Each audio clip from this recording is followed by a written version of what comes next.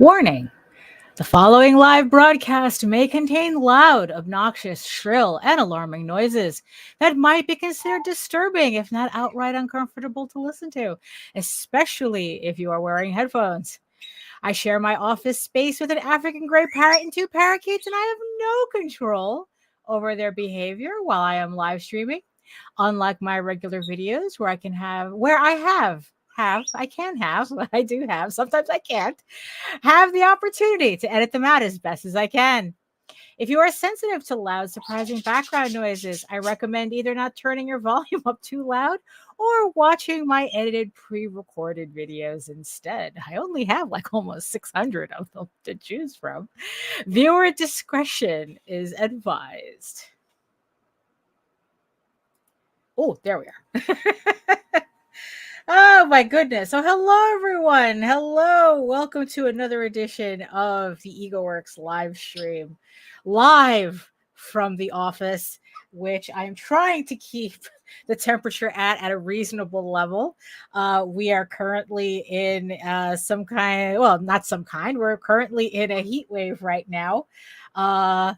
Even though it is summer and technically, I don't know, I guess this is above and beyond a normal heat wave. So, and for those who've been following me for a while, you know my office can be quite the little hot box.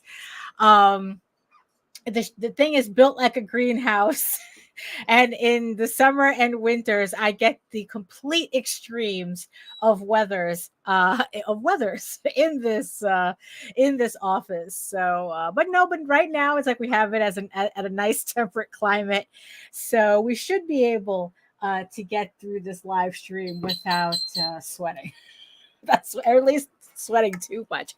But we still need to be hydrated. So.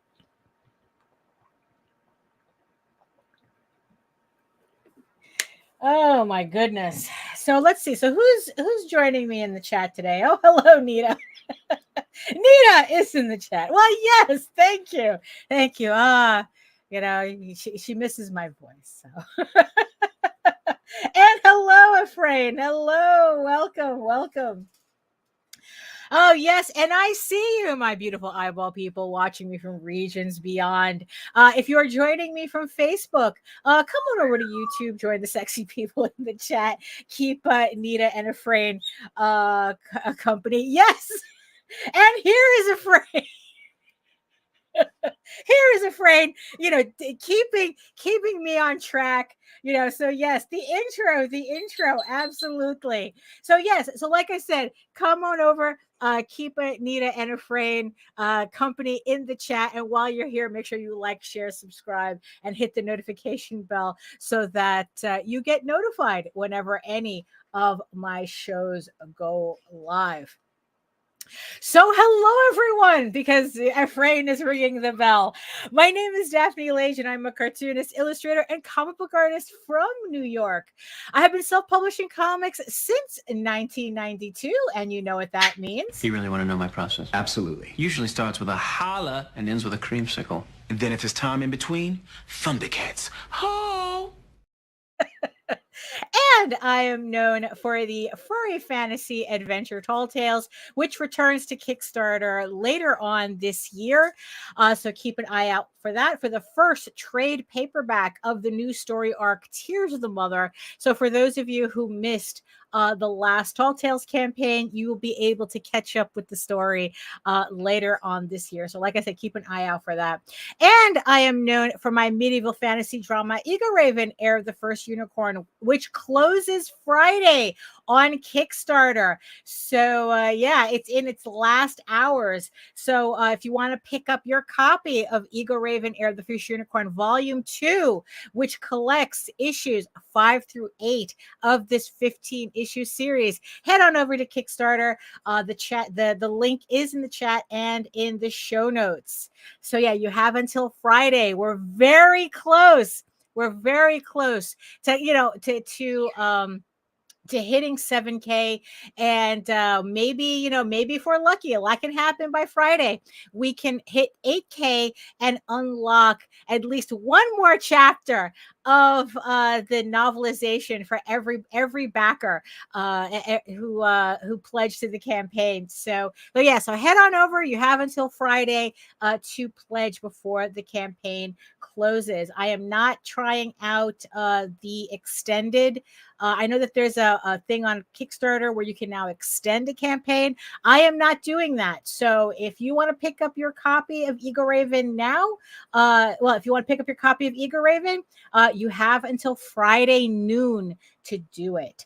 So I am also co-host with Nita Lanning on the Raging Through the Vlogs show every Monday and Friday at 11 a.m. Eastern. Although this Friday we will not have a show because we have Jose has a doctor's appointment and I'm going with him, and and of course for obvious reasons we're not going to have a show on Friday. So but usually it's every Monday and Friday at 11 a.m. Eastern on the Indie Comics Network.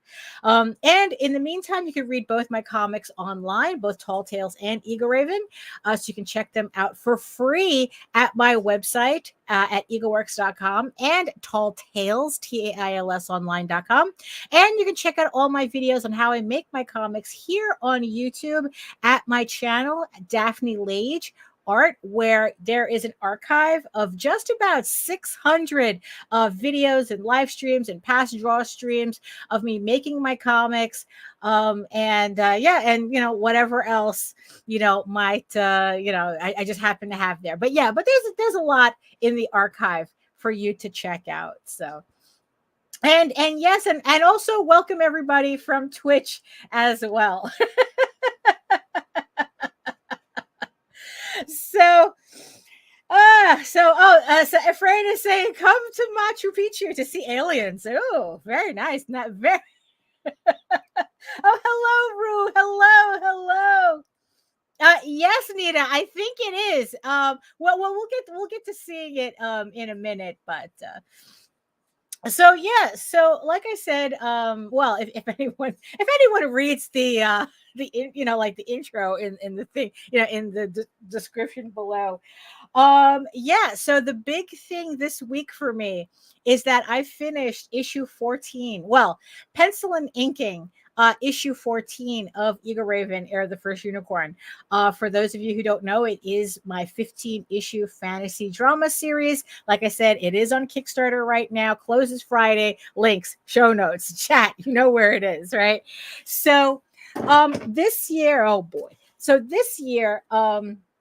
I have decided to make it a point that what I'm going to do is that I am going to be penciling out everything that I have pretty much pending when it comes to my comic book work. So in that particular sense, I am penciling out EGORAVEN all the way up to issue 15, because that's the series, right? And then I have 2 issues of Tall Tales to finish as well. So that's going to be issue 7 and 8 of Tears of the Mother. Like I said, the first trade paperback of that book is going to be released on Kickstarter later on this year. So I want to get everything that pretty much I'm owed, or that I owe. I owe it to myself. So I want to get everything laid out and penciled. So it's like it's kind of, it kind of looks like that. Not exactly, like really, really tight pencils, because I don't need to do really tight pencils. I'm not Jim Lee. I don't need to do that. I do my own inking. I do my own coloring. So as long as I have enough of construction going on, I can pretty much ink it as is. There are some places where pretty much I have placeholder sketches, because later on I need to go back and I need to kind of like design the characters, extra characters, before I put them on the page. So instead of like kind of like getting stuck on a page and just like trying to figure out character designs as I'm drawing them, I just figure, okay, I'll just put a placeholder sketch in, and then when I finally get to that issue, I'll do all the characters I need to draw out, and then I'll fill them in when I need to. So that way I could just keep it moving. So the other day I finished issue 14, which means I have one issue to go to finish EGORAVEN, the comic book series, which is absolutely crazy for me. I mean, considering the amount of time that it took me to do this. I mean, this thing's only been rattling in my, it has only been rattling in my head. Oh, hey, HR, for the past, since 2000. And now it's like ever since 2021, I've been really been working in earnest on this series. So the idea of like finally being able to finish the penciling, the layouts and the penciling, because that's always the hardest for me. If you ever, it's like the whole comic book process, the most difficult part of the process is always starting, and it's always the layouts, then the pencils. But once I get past that, the rest of it's really easy for me. Like inking, I'm pretty much just tracing my own work. So, it goes pretty quickly ish, considering once I have everything, down. So the thought that, wow, I have one more issue left to finish the series. That just seems kind of crazy to me, right? Considering that I've been working on Tall Tales since 92. And even then, technically, that's just when we first published Tall Tales. 2 years before that, I was working on like the first, I was working on like the first, what is it? Iterations of Tall Tales. I think I did like 2 complete issues before we decided to scrap it and start from scratch. And my style had changed enough that we finally kind of got to a place where it was, okay, this is a better place to start. A friend is asking, what kind of pencil do you use? I like to use a 2B. I like a middle ground. I like a darker lead, but not too soft that it gets messy. So it's like I like to use when I do when I draw, traditionally I use a 2B lead in a mechanical pencil, although I have switched over to the Prismacolor blue pencil and red pencil. I use those because I like the animation style look that it gives if I draw in blue pencil. Because also what I learned by switching over to blue pencil, let me see if I can just show you. So my little supplies here. Let me see. Oh, okay. Yeah, let me show you what I got. Because I used to draw everything in a 2B with a 2B lead, but then I switched. Oh my God, these pencils are so short. I switched over. Okay, this is a crime against humanity. So these are the pencils, the coal erase pencils that I use now, because what turned out was that I'm able to ink on top of this and then scan it in and get rid of the red pencil and then keep the integrity of my inking. If I had to erase, usually it takes off a layer of ink, or at least it affects the darkness of the inks. If I have to erase a regular pencil, like a 2B pencil. So I switched over to coal erase because I'm able to digitally remove the sketch, the under sketch from the inks, and then I can get really good inks without the eraser kind of wrecking it. And then the eraser that I like to use is like these kneaded erasers. These are like really good. It's like, it just depends, because this allows me to like kind of erase without damaging too much anything.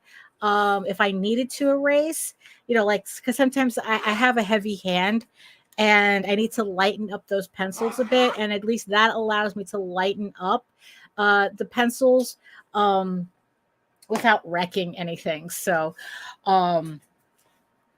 but yeah, so it's like, so yeah, but these are all digital pencils that I just showed you on EGORAVEN. I've been penciling the book also on Clip Studio Paint. Take a shot every time I talk about that program. Because it just really it just allows me to work really fast, well, faster than I would traditionally. I think that if I was doing these pages traditionally, I wouldn't even be halfway. So the fact that I ended up using Clip Studio Paint and using the mechanical pencil tool in Clip Studio and kind of like imitating, imitating the way I sketch in digital, it really allowed me to get as far as I have. And yeah, and it's like, because what's the first rule they tell you, right? When you're coming into comics, right? Or at least the first thing that everybody tells you, what's the big advice, right? Don't do epics. Don't start with an epic. Which of course is usually the first rule that we all break, because we all have like this epic, right? That we all want to, like, tell we're all doing Lord of the Rings, right? Or a variation thereof.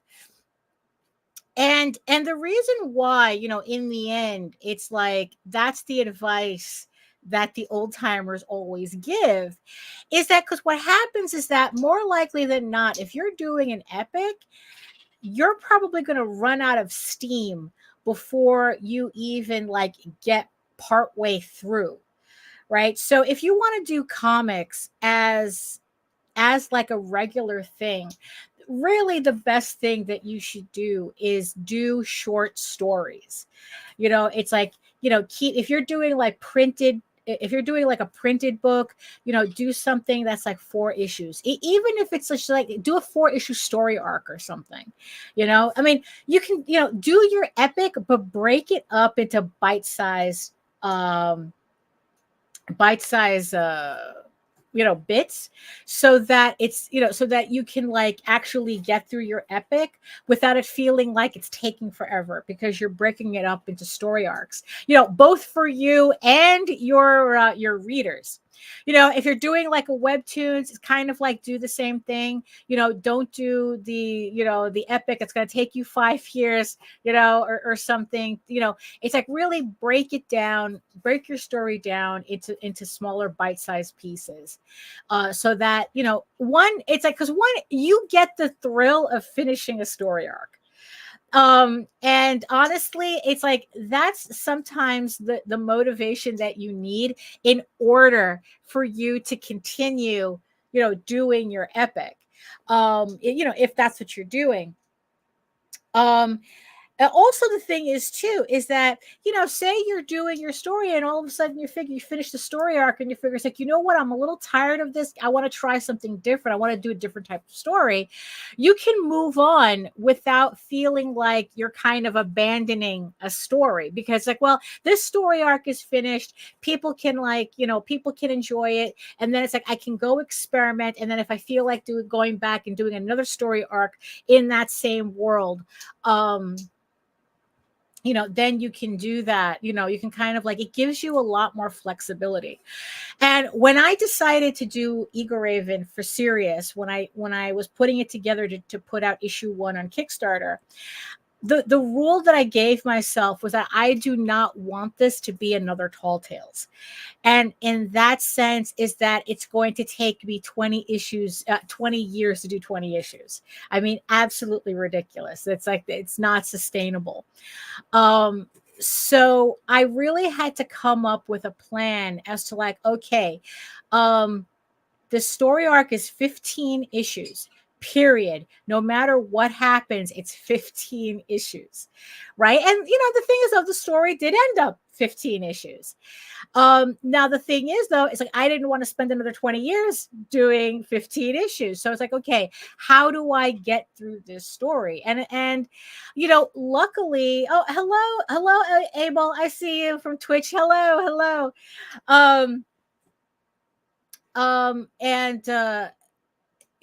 It's like, so I knew that I wanted it to be 15 issues. I had this vibe that it was 15 issues when I was working on the script. And once I finished the script, it's like that number 15 just kept sticking out. This is 15 issues. This is 15 issues. And as I started working, and then when I really started working on the issues, the pages, it's like that only strengthened as I went along. In the 20 years that since 2000, which is not 20 years, since 2000, I had up to issue 7. Issue 7. Like penciled, like I had like 1 through 5 already pen and inked. Right, which when I went to color it, I had to go back and clean it up and fix a couple of things, and then it's like 5, and then 6 and 7 I had laid out, but I didn't have them penciled. And then it's like, okay, I'm going to finally pencil these out, which I did. And then like issue 8 is the first completely digital issue of the series. And then like everything else is going to be completely digital too. Oh, hi, Cayenne. Hello. I see you. So it's like, so the goal is to really like keep the story short enough that I can finish it, because that's why the advice is always given out. Some people, it's like, yeah, so it's like if you're doing a web comic, if you're doing a traditional comic, there's a reason why we tell you don't start off with the big epic sweeping story that's going to take 80 or 100 issues. There's so many people who, when you ask them, it's like, so how many issues is your story? They say 70 issues, 80 issues, 140 issues, like nothing. Like they say it so nonchalantly. And it's like, all I can do is just look at them and go, you have no idea what you just put yourself into, did you? Because it's like, look, just to give you kind of like a base, kind of like a base of comparison, right? So these 15 issues, by the time I got to 2021 and released EGORAVEN issue 1, like I said, I already had 1 through 5 inked. 6 and 7 had to be penciled and inked at that point, right? So technically, when I put out that issue 1, I was already 7 issues ahead. So I wasn't starting from scratch. So I was able to put out those first 5 issues rather quickly, because they were already inked, they were already lettered. I had to re-letter them. Now, that was the old lettering. And I had to clean them up, and just color them, and I was able to put them out rather quickly. So it's like, so from 2021 to 2024, all 8 issues are now released. Right.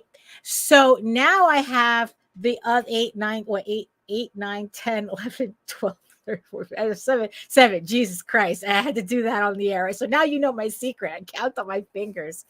So now I have 7 issues to get out. So like I said, so several months ago, I just released issue 8. We're just finishing up the trade paperback for volume 2. So now the idea is to finish penciling this series, and no matter what happens, around September, probably the end of September, I have to start inking issue 9. I have to start inking it. I have to start coloring it. And then it's like, and in this at the same time, I'm going to be drawing Tall Tales issue 7. And the idea is that by December, I'm inking I'm inking that issue 7 while I'm finishing up uh issue 9 of EGORAVEN. So we're going to do one Tall Tales, one EGORAVEN, because what I want to do is that when 2025 rolls around, I want to start alternating between those books. So it's like we're going to do issue 9 of EGORAVEN, we're going to do issue 7 of Tall Tales, then issue 10 of EGORAVEN, then issue 8 of Tall Tales, then and then it's kind of like, and then after issue 8 of Tall Tales, then it's just going to be how many EGORAVEN issues can I put out and then get the trade out. So, so I'm hoping, to get them out, like I said, as quickly as, not as quickly as I can, but get everything ready for 2025, because 2026, December of 2026 is when that issue 15 comes out. So, where it took me 20 years to put out 20 issues of Tall Tales, the idea is that it only takes me 6 years, 21, 22, 23, 24, 25, 5 years. 5 years to put out 15 issues of EGORAVEN. So this is why they tell you not to start with an epic. So that's just 15. So 5 years. So okay, so going back to my original point, 5 years for 15 issues, and that's already with an 8-issue head start, right? And you have people saying how, oh yeah, their comic book series is 80 issues. 104 issues. I recently heard a person say that their series was 104 issues, right? And it's like Jesus Christ. It's like, if it's going to take me with a head start 5 years to put out 15 issues, I mean, it's going to take you 20 something years to put out 104 issues. Even then, it's like I mean, I don't know. It's like, when people tell me their series is like that, it's like I can't help but think that it's like, you're not serious. Just as people who never make it past their issue 1 is not serious, or it's like they have a multiple issue series and you're lucky if they make it past issue 2 are not serious. People who say their series is 104 issues, I don't think they're serious either when they just announce that they're nonchalant like that. Because it's like, oh, you better have a team working on that shit. It's like, really, because it's like, like Jose, he has like thousands upon thousands of pages for Oswald, but he has a team of people working on it. He has several pencilers. He has several inkers. Does he have inkers? No, I don't think he has inkers. He has colorists. So it's like he has the artists and the colorists, and it's like, and they're all kind of like doing multiple books in tandem, and he has some other series as well where he has other people working on it. But even then, even when you have multiple people working, you have a team of people, it's still going to take a long time for you to put out that series. When you could be putting out smaller chunks in story arcs. So that's kind of like my goal. So that was my goal for this year, to finish penciling EGORAVEN. I have one more issue left to pencil, and it's just really, really trippy. And because of that, when I finished this last issue and I saw to be concluded on that last page, I kind of got all in my feels about it. I thought that I wouldn't be feeling this way until the 15th issue, but no, I'm kind of like feeling a little, on edge. So that's why today on this live stream, I decided, it's like, you know what? I kind of need to like work on something completely different. It's like I have the Never Ending Tall Tales cover still that we've been working on for the past couple of live streams, where it's like just a cast of thousands on that cover. I have 2 more characters to do, and it's like I really don't want to look at it. It's like I said, I'm feeling kind of a way about everything, and I really need a palate cleanser. So I was cleaning my office, or I was looking for something. I don't remember which, could be either. And I ended up finding this cover that I had forgotten that I had. And I know for a fact I started this cover on a live stream like a long time ago. I don't know about how long. I'm sure it's in the archive, but I started this cover. I think it was just supposed to be a coloring demo or something, and I found it.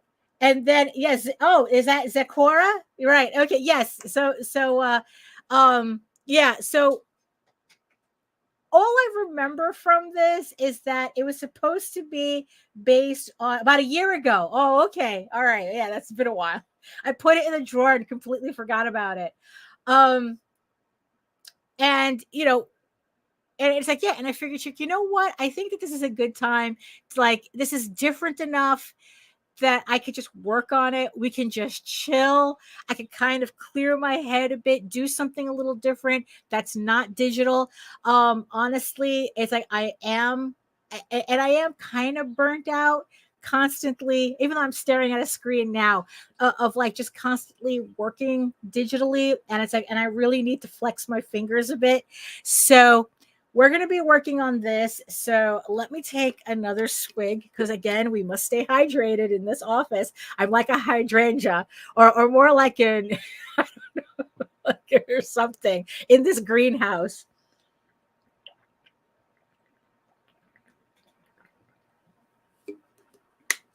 Okay, I'm going to actually put my water over here. So let's see. So what I'm going to do is I'm going to switch over. There we go. There we go. So yeah, it's like so here it is. Right. So this is a sketch cover that I started, as Nita said, about a year ago. Yeah, and I figured we just finished it today. The thing is, I didn't get a chance to check. This was such a last minute thing because I didn't know.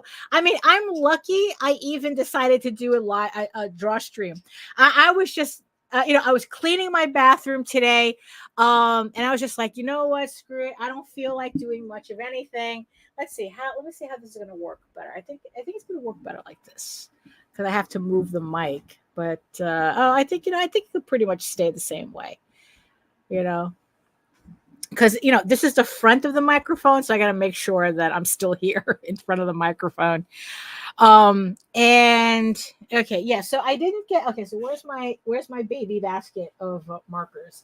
So yeah. So for all remember my little baby basket. So yeah. So I bought this thing at Walt Disney World.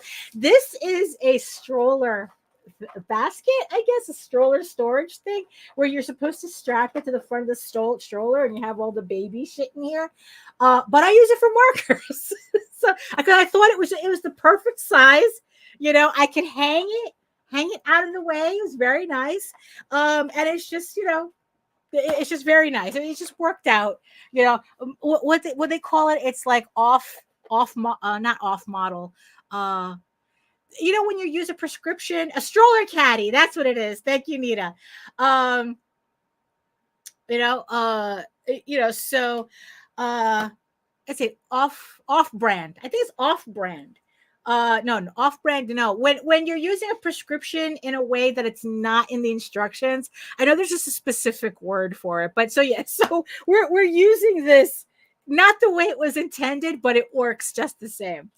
So I haven't checked because usually when I decide to do my marker stuff, I check the markers to see whether there's even still working. But you know what? It's like, look, we'll just kind of like run with it. I have my refills. I have everything going. Oh, let me just move okay. So that's why. Okay, so here we go. So yeah, we're gonna have to. So I don't know. I guess that looks fine. Oh, you see? Do you see my little string of acrylics here? So I made like all these little acrylic charms that I gave away in my Kickstarter packages, and I figured out a way to hang them so that I can see them all the time. And it's like this chain of acrylics just so I can see them. But I think yeah, but I don't think it's too bad, right? With the microphone. I mean, you guys can still see me, so I mean, eventually it's like I would have to kind of like figure out a more, I don't know. You know what? I think considering the space in this office, there's only so much I can do in terms of setup. So, I mean, this is probably as good as it's gonna get, right? And it's like, look, a lot of streamers that everybody has their microphone, in their frame anyway. So, I mean, I don't know why I'm so concerned about. It's like, oh, the microphone is, the microphone is here. So, okay, so I don't. Okay, so. All right. So the sound is okay, Nita? Okay, because all right, I want to make sure it's yeah, so I'm facing the front of it. So okay, so let's put the music on. We are doing the Happy Fantasy uh stream list on Epidemic Sound. I am not sponsored, but Epidemic Sound is where I use my copyright-free music. I have an account with them. I pay for it with my own money. I'm not sponsored, but I always use them because in that way I can have music on without having to worry about YouTube or anybody flagging me. Oh, you can't play the music. It's like whatever. Okay, so let's see. So I don't remember much about this piece, just that I know that we based it on the Death Dealer piece from Frank Frazetta. So let me kind of find that piece so that I can look at it. Let me see. I mean, Jesus Christ, it's such an iconic painting. Okay, here we go. Death Dealer. Here it is. Here it is. Oh. Okay, let me put that here. Okay. So yeah, so I'm just putting it up on my screen. I know you guys can't see it.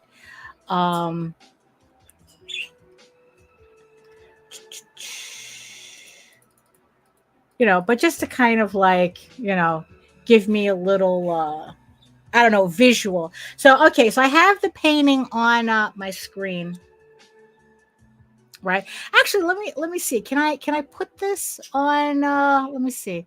Can I put it on my screen so you guys can see what I'm doing? Let me see. Add source, image. Okay.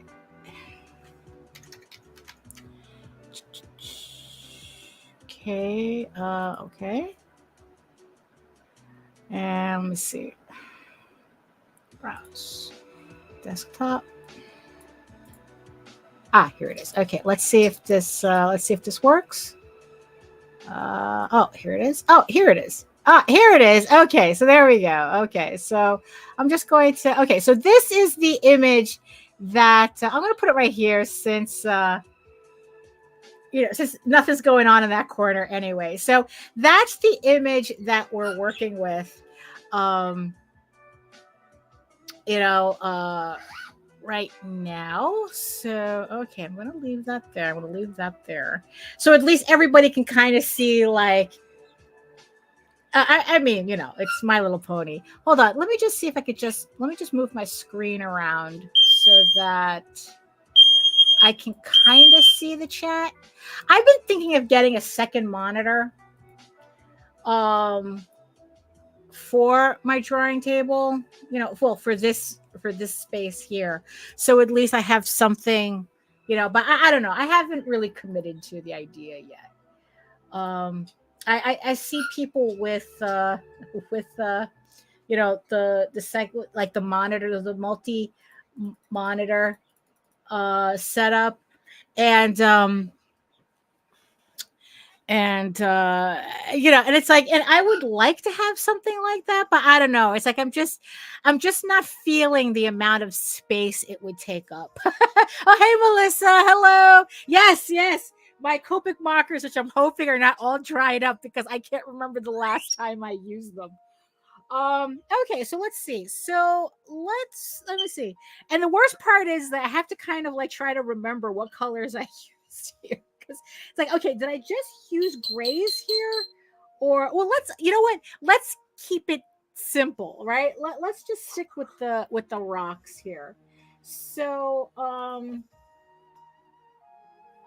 let's see. I probably should use a warm gray instead of browns. Let's see what we got here. So I got my little scrap. Oh, actually, that kind of looks like the color there. So maybe that might be. Oh, come on, ad blocker! Don't block my screen. Where am I? Okay, there we go. Let's see. So that actually looks like the same color as her stripes. But I don't, okay, so we don't want to use that then because I want there to be a contrast. Hold on, let me see if I can find the yellow that goes with her jewelry. Right? That looks like it. Let's see. So okay, so maybe that, let's see. Let's see. Looks like maybe warm. Melissa is saying looks like maybe warm grays, and the BV family. Maybe. Yeah, I know that. Yeah, so I thought maybe I just use regular grays, but it's the W grays, the warm grays that I use for this. So, yeah, so we're gonna stay away from those colors because I want the contrast. I'm gonna want the contrast between the character and. But you know what? I'm gonna like, you know, I'm gonna like do the jewelry first.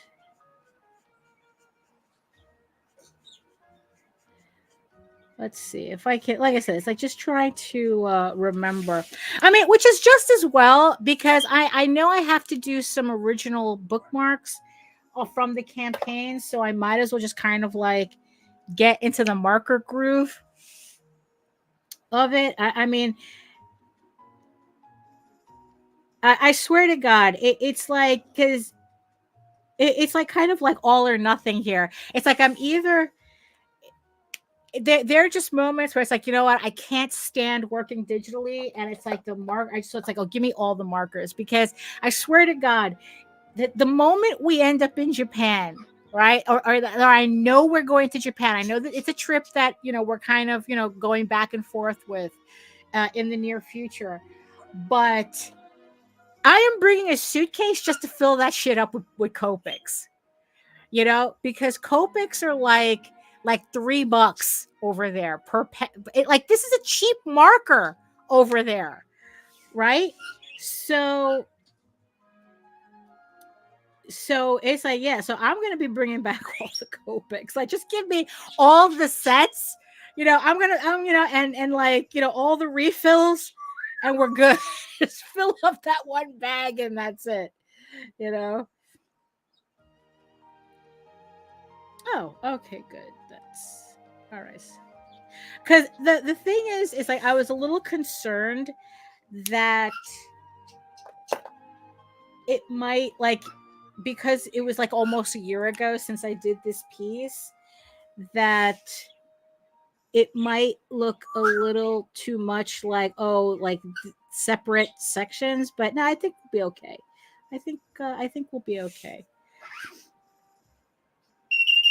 Yeah, because they are expensive, HR. They are.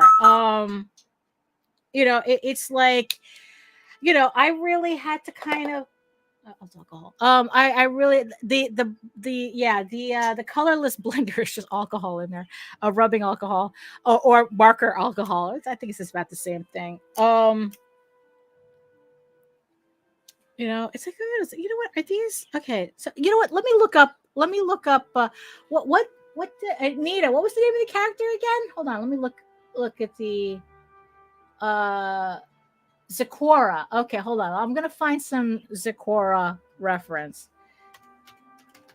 Zecora. Let's see. What do we got here? There she is. Okay.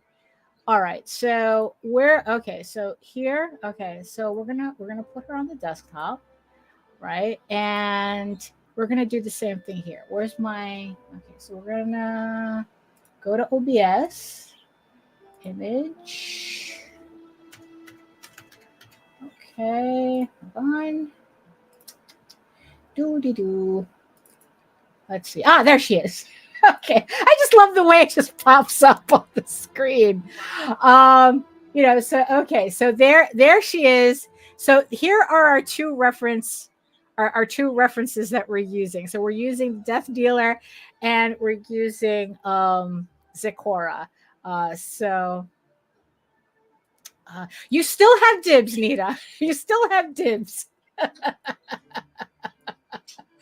Let's see. Green background. Yeah, I think green would be nice because it's like, the Death Dealer is all brown and stuff. And I don't think that's, I don't know. I'm not feeling that for this piece. I think that there needs to be more color. There needs to be that contrast, especially between the more monochrome character and the pink of the text. So yeah, definitely a green background.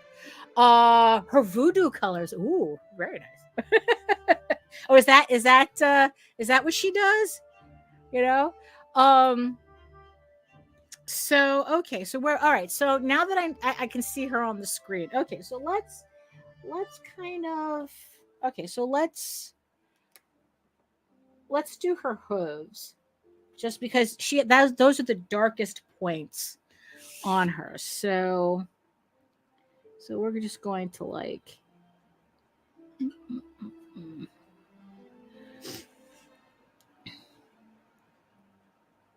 Oh, this is so nice. This is so nice. Just doing marker stuff. This is that very relaxing. I mean, yeah, I've just been, I don't know. It's like, yeah, it's like sometimes I really do get digital fatigue, and let's see. So let's, okay. I mean, it's like, yeah, it's like, look, I understand why some artists would go completely digital, because like I said, God knows I would not have done as much work if it wasn't for Clip Studio Paint, but really though, it's just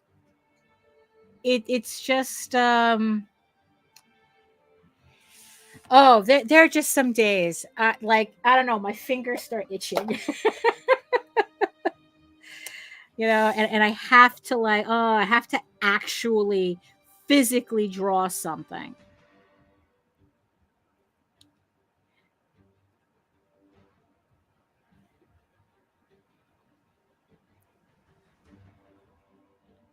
Oh, that's, what? Yeah, I was afraid that it was going to be a little too obvious that that the coloring was from different points, but no, I think we're definitely going to be okay.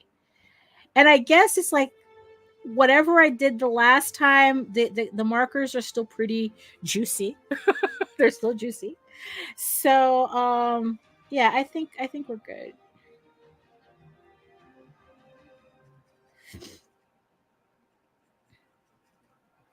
So let's see.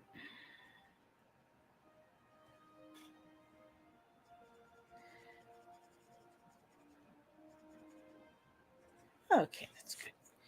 That's good. Oh, sure. Look at that. Just by doing that, she's beginning to come together. Let's see. So you know what? Let's kind of take a chance on those stripes. I'm pretty sure the darker stripes was the warm gray. I'm pretty sure. It looks it. So so this, let's see. So that actually, let me start here. That hoof is a little damp. So okay.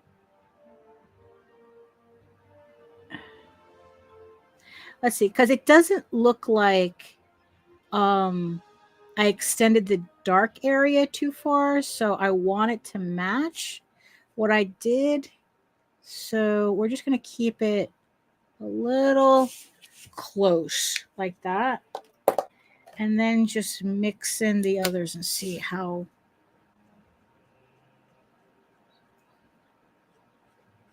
Let's see. Oh yeah, there we go. I mean, you know.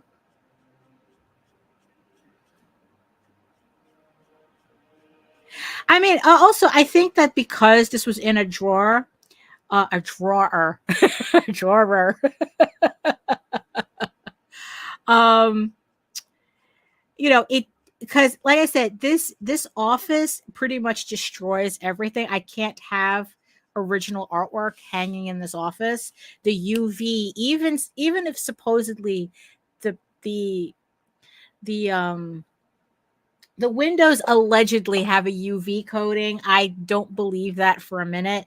Well, I mean, technically it does because my books haven't faded as much as they did before when we had the older windows.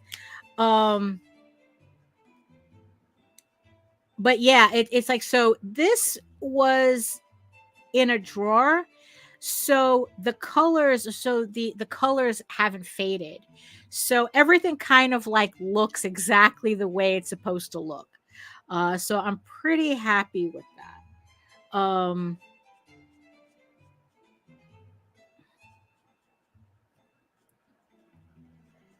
Because I was afraid that it was going to look too different, but nah, I think that it looks pretty much the same.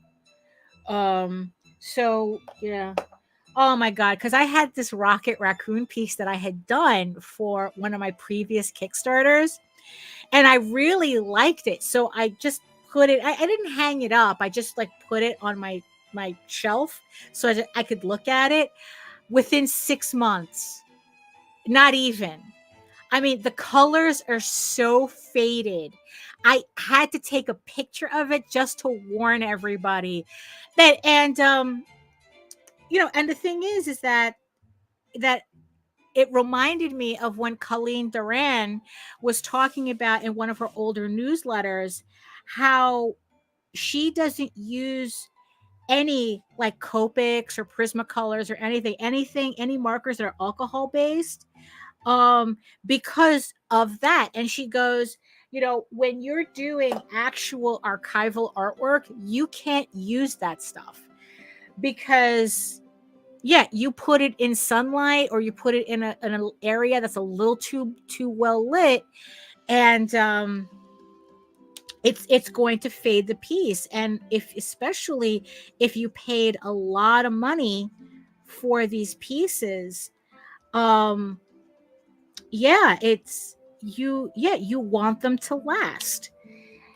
But yeah, they're not lasting if you're using alcohol markers. I mean, luckily, right? So you know who else uses Copics and Prismas and alcohol markers? Joe Linsner, right? From Cry for Dawn, or it's like in all his Red Sonja paintings that you see. Like if you go to his Facebook page, all his Red Sonja pages, they're all markers. They're all like Copics and Prismacolors. And I asked him about that. It's like, yo, don't you have a problem with fading, especially with people buying them? And he goes, well, that he doesn't, because he stores all his stuff in a portfolio. He doesn't hang them up. He only, I guess it's like if he has anything out, they're all reproductions. So he doesn't have to worry about that. So okay, so now the light gray. Yeah, okay, so there we go. So that's okay. Now it's really coming together. Like I said, I was a little concerned, but so yeah, so he said that he stores his originals. He doesn't display them. Now I'm pretty sure the people who buy them, I would like to think that they take the precautions to protect the pieces if they are going to display them. It's actually the reason why it's like, when you see those kind of like nerd dens that these guys have, and they're all in the basement. Good for you, because honestly, if you're going to display original artwork, you really want to keep everything away from direct light, from direct sunlight, from direct UV.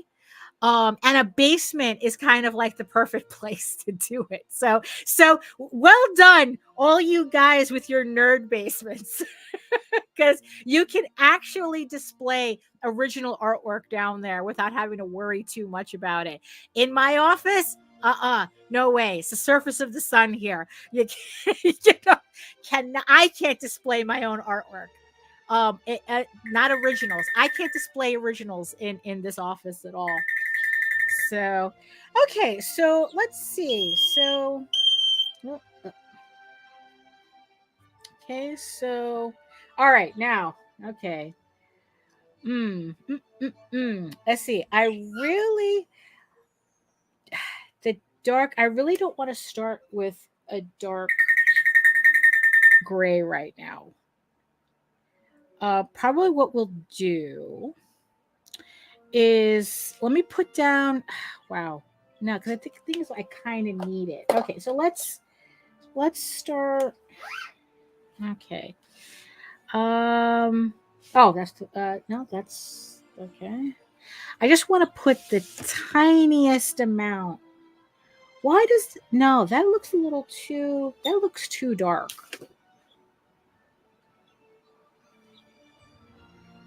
Or did I mix it up so much that it faded? Okay, you know what? Let's do this leg because it's supposed to be more in shadow anyway. So if it's a little too dark, you're not going to notice it because it's supposed to be like that anyway. So let's do that. So okay, so let me just put in just the tiniest amount, just tiny. Teeny tiny. Okay.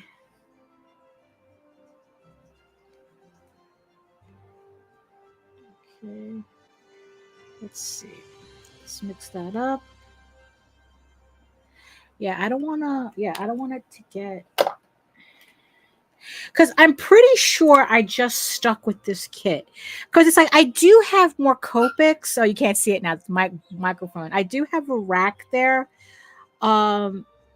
that has more Copics on it, but I don't recall going to that rack to get more grays. No, you know what? That looks about, well, okay, so it is a little dark, but in the right place though. Okay, I think, all right, yeah, I think we're okay. I think we're okay. As long as I put like just a drop of the darkest, like just like that.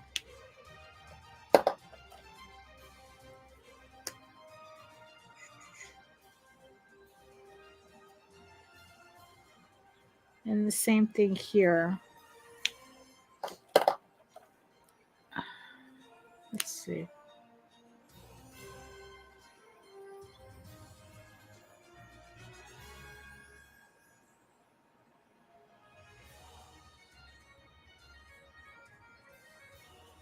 Okay. All right. Okay. Okay. So, all right. So I guess for the rest of her, right? Because I can see right here, because I'm trying to remember what I did a year ago. I'm trying to remember. Oh, I really like the way that little blush came out. We're gonna have to put that blush, on the rest of her. Let's see. So it looks like what I did was very, very, like I said, just the same thing I did here. Very tiny amount, and then kind of like spread the gray from there. So okay, so that's what I think we are. Is this the light? Oh, hold on, let me just blend this out a little bit more. There we go. Okay. Okay, so we're gonna take the darkest gray, and I'm just gonna put a touch of it just where I think it should be. So it's like just a little bit, because we don't want it to go too dark. So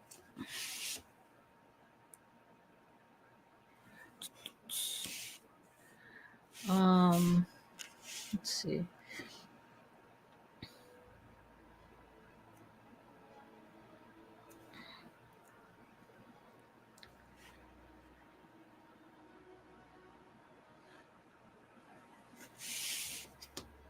Oh, did she have another stripe I didn't ink in? That looks like a stripe I was supposed to ink in. Hold on. Where's my now that I have her on the screen, right? It's like, oh wait, there's something missing. So okay, so let's get our inks. Let's get my pen. Let's see, what do we got here? Okay, so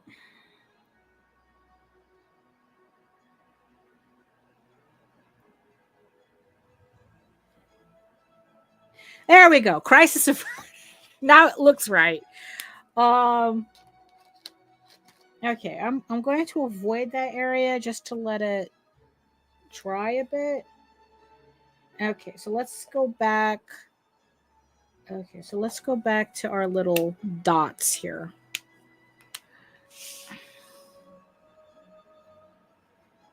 Okay.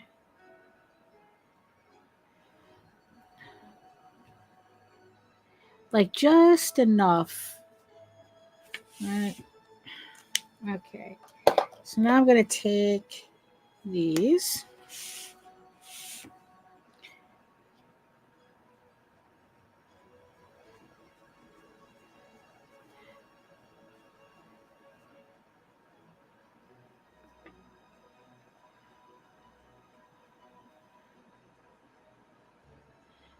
Okay, yeah, I want to make sure they get blended really well.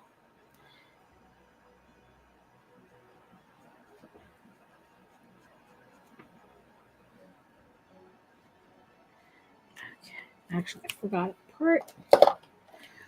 Let's put one here. Put one here. I think that's, yeah, I think it's. Okay. Okay, so let's do this.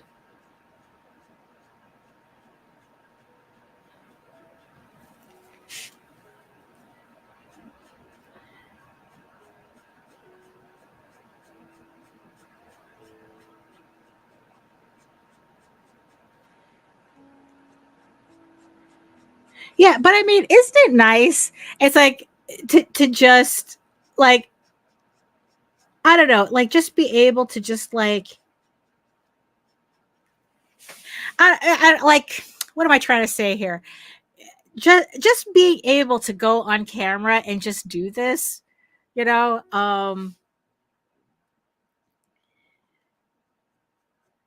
there's, oh, what is it? It's like there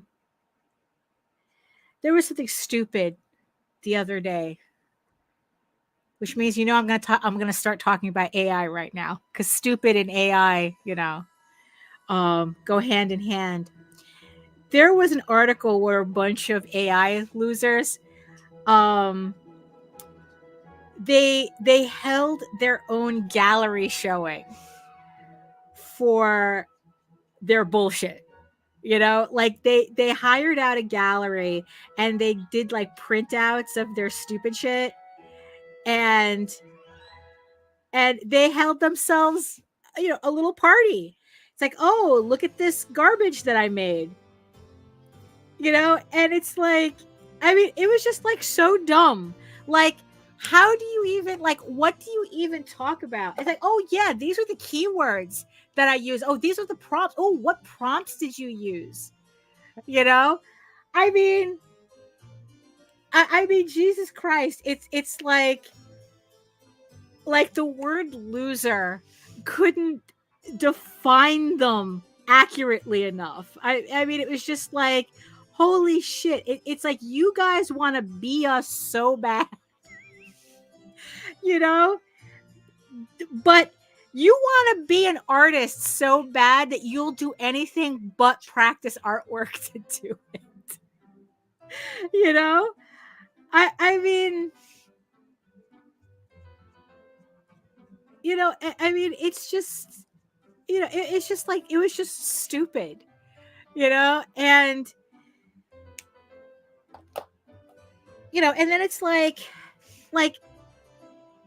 how, like, do you guys do demonstrations?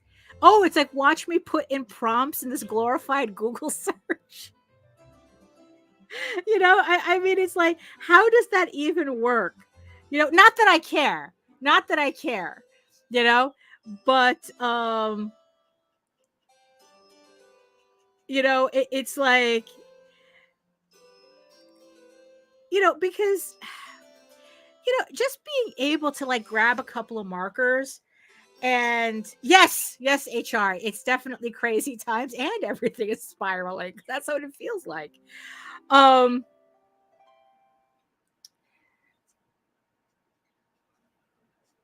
Like, I don't know. It's like there's just something about being able to grab a couple of markers and like just kind of like, well, and even what HR says, you get a ballpoint pen, right? You get a notebook and you just start, I don't know, you just start doing this.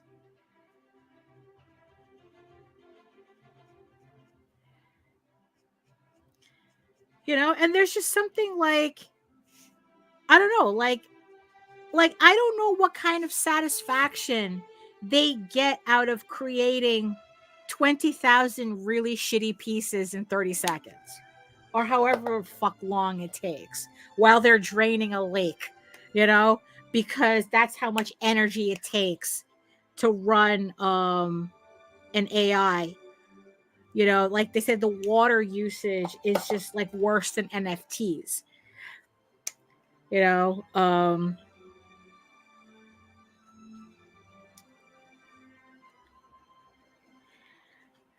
But just like, I don't know, like just, I don't know, just being able to like work with a tool, just and just like make something with it with your own hands. I mean, what the fuck does an AI do?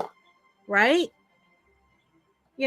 That these people felt they needed to like circle jerk over it. It's like, you guys did nothing. What you did nothing. Like,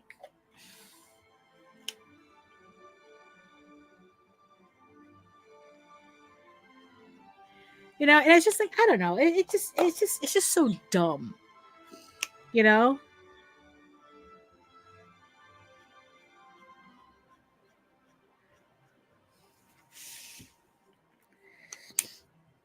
went a little thick on that ink line. Should have just, well, it is what it is. Let's see. Okay, so I think, yeah, because I don't want to go too much on.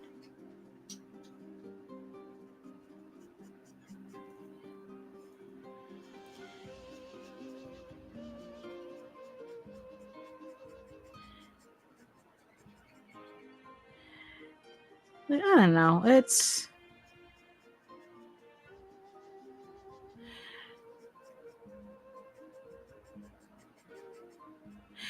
and then it's like these assholes like ruined our ability to kind of like, I don't know, like actually learn that technology with actual intent and curiosity,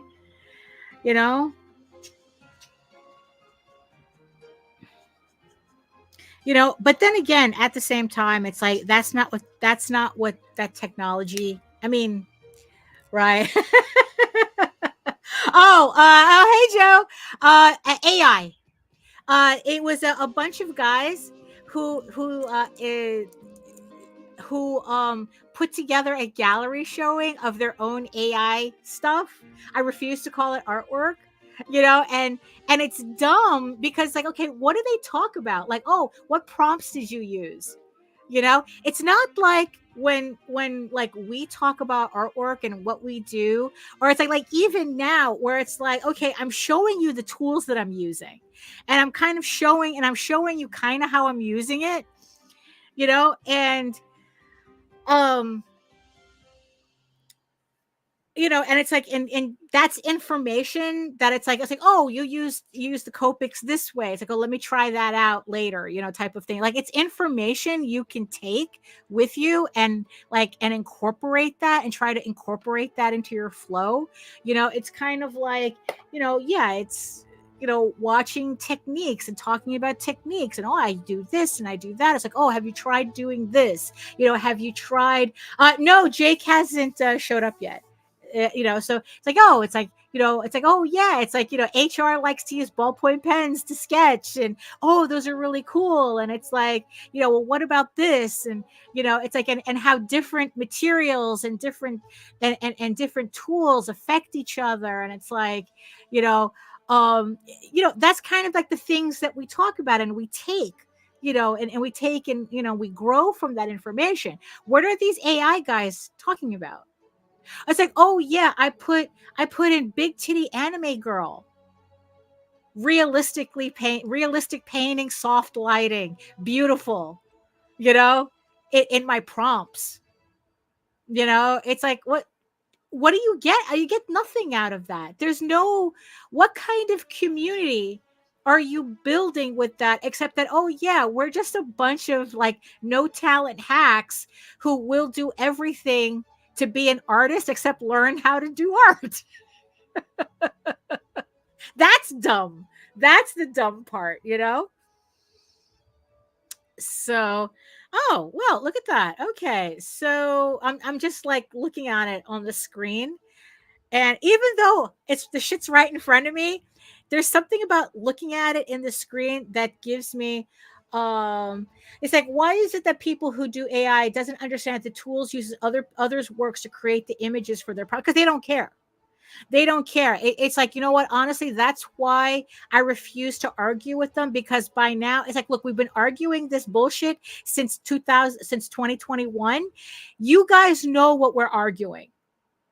You guys know what the problem is. The fact that they're still saying, it's like, oh, well, what's wrong with AI? It's like, fuck you. I'm not talking to you anymore. It's like, you know what the problem is. There's nothing to explain. We've been explaining it since 2021.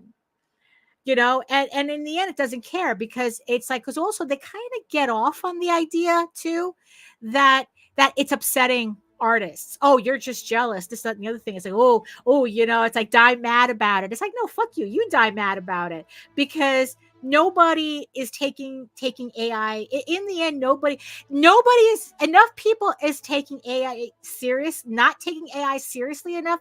That's why they have to force it on us. That's why these come. If the technology was as revolutionary as they claim it is, they wouldn't have to force it on us. But every time they put AI on something, everyone's like, get this shit out of here. No meta AI. I don't want to ask meta AI shit. No, look, honestly, the only AI that I was seriously playing around with was a live translator on the Samsung phone, where I could literally translate my texts as I write them in real time. And I go, oh, this is going to be handy when I travel. It's like when I need to come up with phrases really, really quickly, and it's like, I could just ask exactly what I want to ask and the AI will translate for me. Right now, I'm not saying that it doesn't require you to learn a language, right? Because the thing is that I can kind of recognize French, Italian, Spanish, Portuguese. I can recognize that enough that when I see the translation, I'm kind of good that I'm getting what I'm asking, right? So, so it's like, now if it was Japanese, I wouldn't trust it because I can't tell. Although my sister, who is learning Japanese, I showed her the translator, right? And she was saying that, oh, this is pretty accurate, because she was able to read a lot of it. And she goes, oh yeah, it's pretty accurate, But it's like, it's not like I would use it like to translate comics or something, because again, you're talking about nuances in language that a computer is going to have a problem parsing no matter what, because it's like, it's not a person, So, so that's the only AI that I was like, okay, this is going to be handy. But like all this other stuff is like, nah, this is, it's neither artificial. It's like if it's artificial, it's not intelligent, and if it's intelligent, it's not artificial. You know, I still remember that video. So, you know, but like most of the time, nobody wants this shit. You know, it's like, yeah, well, actually, now the studios are suing these companies, the AI companies, like RIA, the record labels, Sony, Warner, and who was the third one? Sony, Warner, and Universal. They're now suing the AI companies, saying that it's all copyright infringement, right? And I think the only reason they've turned around and finally decided to sue these companies is because they realized the technology is not what these companies were trying to sell them. Remember, everything they say, oh, AI is doing this and AI is doing that, they're faking. Like the whole Sora video that came out, it's like, oh, it's going to replace people in Hollywood. That's all fake. If the technology, and already like the trade commission, the Federal Trade Commission, which is also getting involved, they also have a lawsuit. They actually got these companies to admit that the technology is nowhere near what they say it is. They were just hoping to sell it, make their money, and run before everyone figured out the scam, right? But the thing is, though, is that they really underestimated the pushback they were going to get on this technology, you know, and the FTC even says, well, how much in the future, you know, it's like, is this technology going to do what you say it does in the future and in the near future? And they said, no, nowhere in the near future. We're going to be living on Mars, pretty much. You know, I mean, so that's why I kind of get really irritated. Oh, but in the future, it's like, no, fuck the future. In the future, we'll be on Mars. In the future, we're going to get swallowed up by the sun. What the fuck is the reality of it now? You know, the reality of it now is that the technology is fake. It's not what they say it is. It requires too much energy to run, and the technology, the graphics cards can't keep up with what this technology demands, you know? So now I think that's why all the studios are turning, yes, narc business shortcuts, yes, HR, you know? And that's why I think these companies are turning around and going, it's like, you know what? Now that we know what this is, now we're going to sue you into oblivion. You tried to sell us a bill of goods. We are now going to retaliate. You know, we're not going to teach you a lesson. You know, and I think that that's the only reason that the companies are now suing, because they're realizing what a scam it is. You know, and it's like, yeah, it is copyright infringement. You're infringing on our shit. So, you know, so yeah, so, you know, let them fight, you know. So let's see. So where are we here? So now that we have the base of the character done, which I'm very pleased with, let's do these rocks. But the thing is, though, is that, okay, so what do I have here? We have, okay, so let's do something a little, because I don't want to use any of the grays or warm browns. I mean, or the warm grays or the cold grays. So we're just going to go ahead and we are going to kind of like imitate that brown on the ground. You know, because like I said, we're not going to do that for the background because, like Nita says, it's going to be green, so we want to get that contrast. Joe D is saying the technology needs data sources that they don't have. There were no databases of copyrighted works there will no database of copyrighted work that will this technology to survive with buying the rights. You see the whole idea. It's like they could have easily have made this technology on copyright free artwork. We only have centuries of that shit, right? But that's not what they wanted. That's not what they wanted. They wanted to imitate contemporary styles than right now, you know? And they were hoping that they could just steal all that artwork. And yes, it's all stolen because nobody consented to train their AI models with that shit. And they stole all that, and they were just hoping that, oh, these guys, yeah, the little artists can't go, against multi-million-dollar companies. They're not going to fight us. They can't fight us. Well, no, we just have to hold the line long enough for the big companies to come in. That's what happened. The little guys held the line until the big billionaire, multi-billion-dollar conglomerates decided that, I think, hey, you know what? We were being scammed. Now it's time for us to jump in. So yeah, because these same companies were saying that's like, oh, if we had to pay copyrights on all the work, we'd be out of business. And it's like, yeah, that's the point. If you can't build your business without stealing, you shouldn't be in business. Do better. It's like, make better technology that you don't have to do that.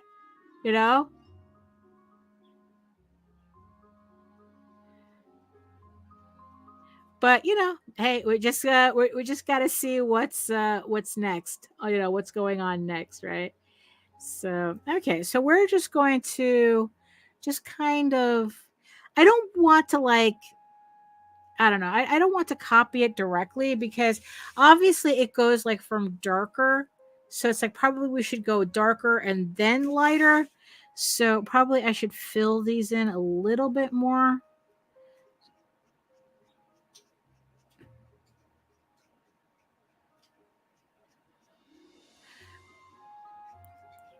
Let's see.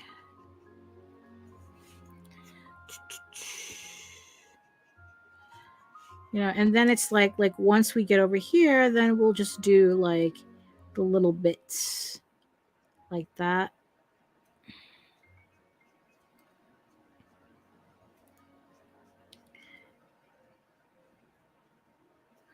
Right, and then it's like, we'll just kind of like,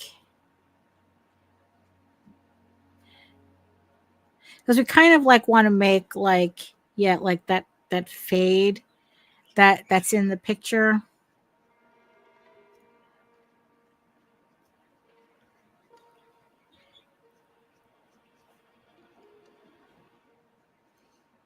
Except where it's supposed to be dark.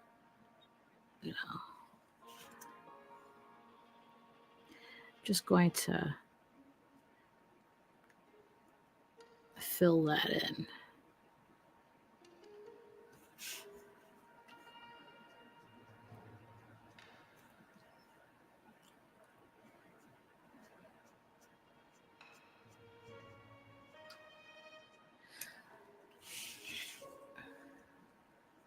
No, that's stupid. That's stupid, Joe. I mean, he says, I'm so glad that people stop seeing what I do in Dad's studio the same as AI art. No, it is absolutely not the same.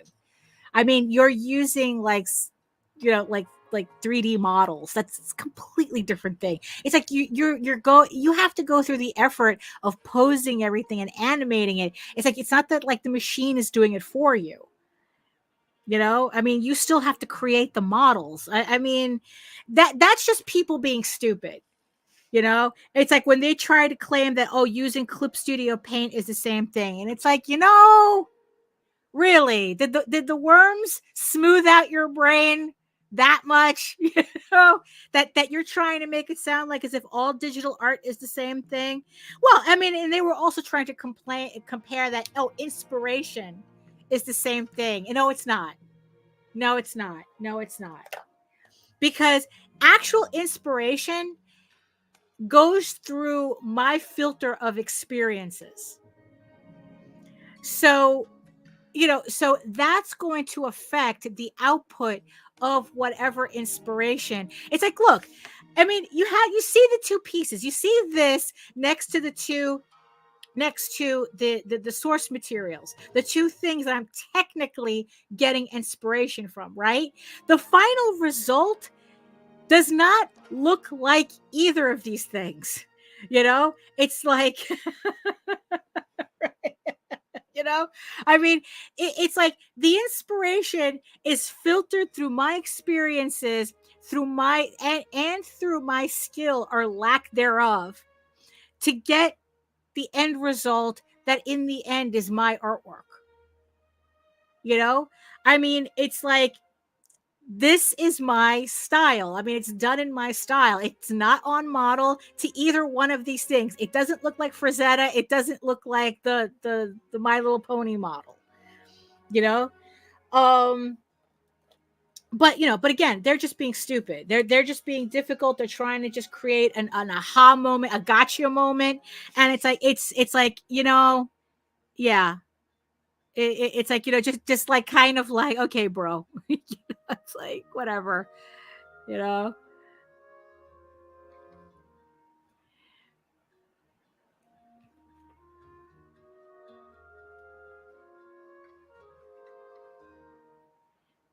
Yeah, but yeah.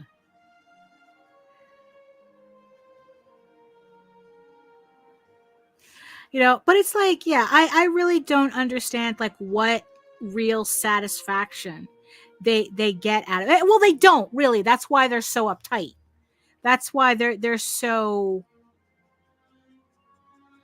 you know, they're so pressed about it, you know?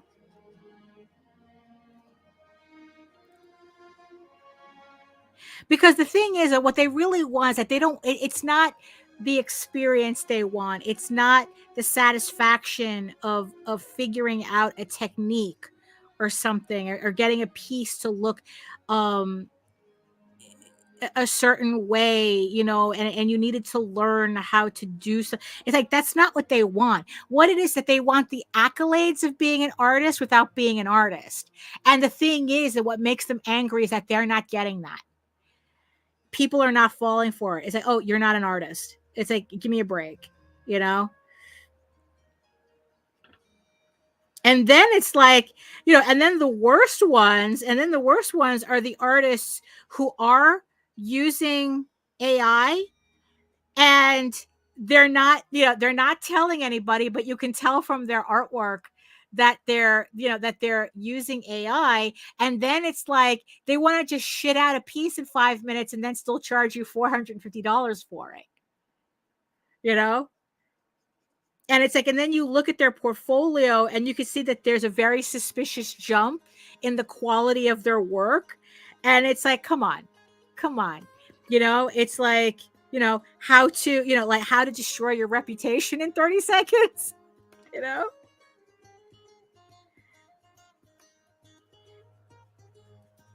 If AI is so good, how come they don't want to admit that they use it? You know, because everybody knows.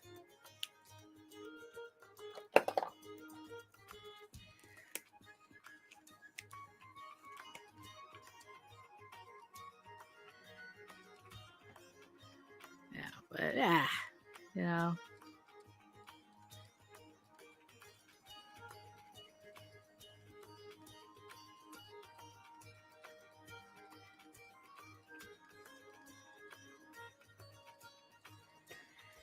Yeah, we truly are living in a hellscape.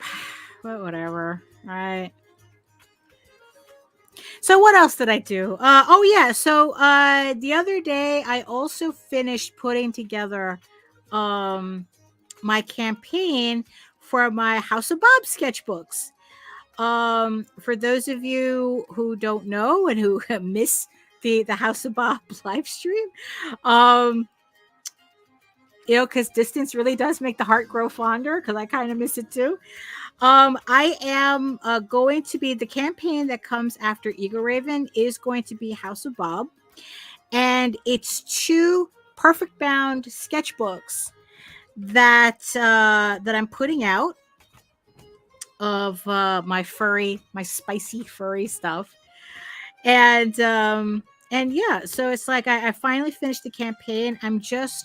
All I'm waiting for is for EGORAVEN to complete, you know, to close on Friday, and then I'm going to get the campaign. I'm going to get it approved. Hopefully, it'll get approved quickly, and then I could finally put out the pre-launch page for it.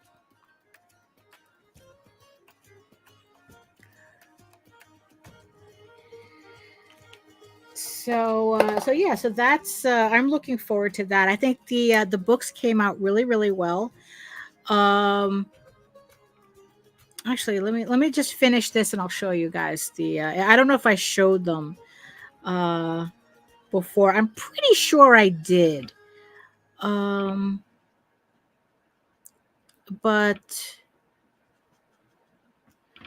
I'll show it to you in a minute.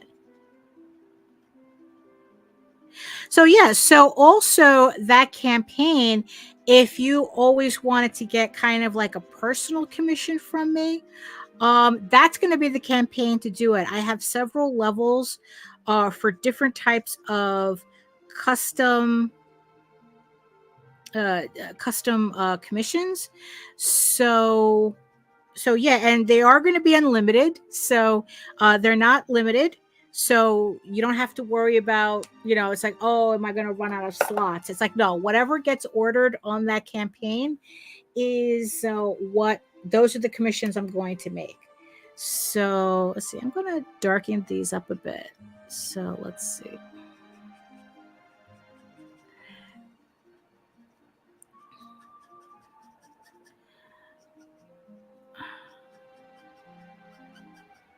Let's see.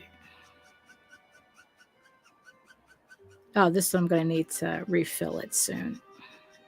When a marker starts squeaking like that, it's because it's running out of ink. But I think most of us knew that already.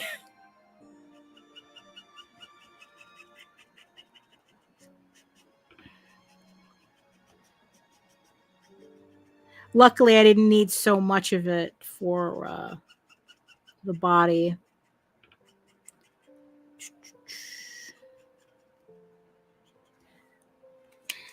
Let me try to blend it in a little bit better this way with this.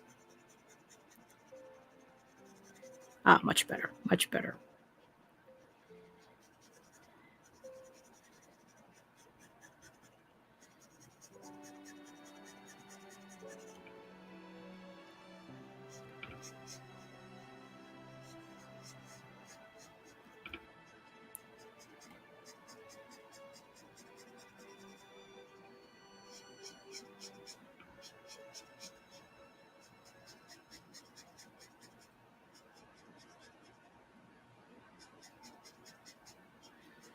Okay, let me see. So I think we can brighten this up a little bit. Let me get some yellow. Oh, but much better, much better.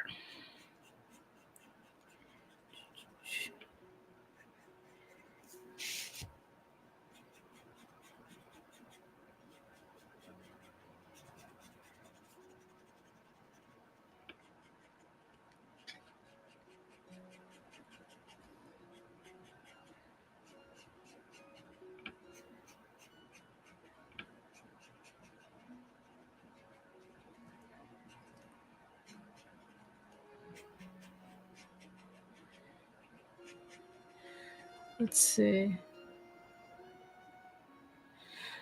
Let me see. Oh, Rue says. Oh, okay. Rue says I've committed. Oh, let's see. Hi. Okay, Fern. Okay, Fern. Okay, Fern. Is that? Am I pronouncing? I keep wanting to say it the old way. I know I'm saying it wrong. Okay, Fern. Jesus Christ, I'm so sad. Okay, is that an image of Molly Hatchet? It is it might. I think Molly Hatchet was another Frank Frazetta painting. I think that one was of a Viking charging. So this is Death Dealer. But yeah, it's like Frazetta did so many of those album covers. Let's see. Rue says, I've had commissioned an artist that were advertising their commission list, which was very cheap. £50 for line art. At first, I didn't see anything wrong with the work in progress they sent. Then I noticed the backwards foot and the expressions were not what I asked for. I realized it was AI generated sketches they were making. Oh, Kyfern. Okay, good. That's. But you see, but at least you were able to catch it in the sketch phase. Yeah, it's like there was an artist recently who started like kind of like replaced her own artwork with AI.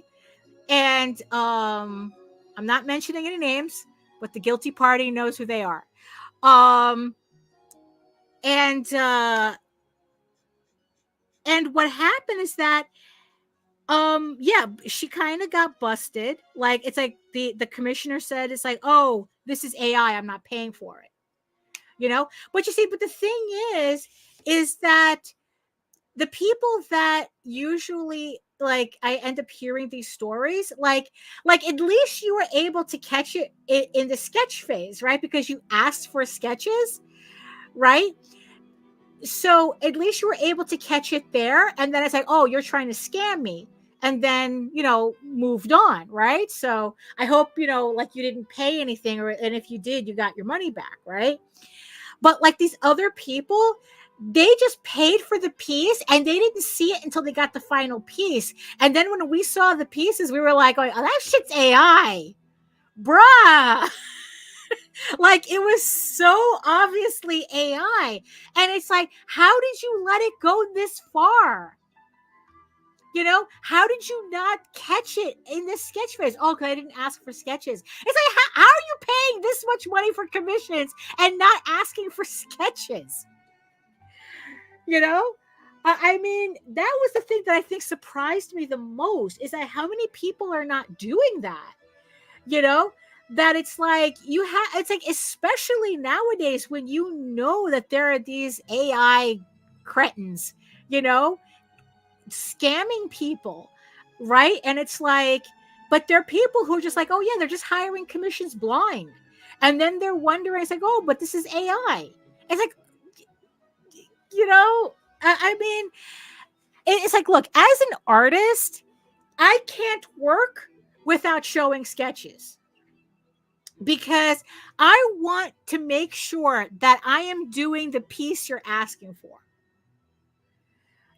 Like, why am I going to waste my time going all the way to final just to find it's like, well, yeah, it's nice, but this is not the piece I asked for. I mean, it's like, I'm not going to waste my time with that. So it's like, so as a commissioner, like every piece that I've ever bought, I've asked for sketches. I've seen sketches. They showed me sketches, and I've made changes from sketches. Because that's also the thing too, is that because you got to know they can make changes. So, because if you ask for changes and they say, oh, I can't do that, it's like, why? That's stupid. Why can't you make changes? Of course you can make changes. You're the one doing the piece, right? And then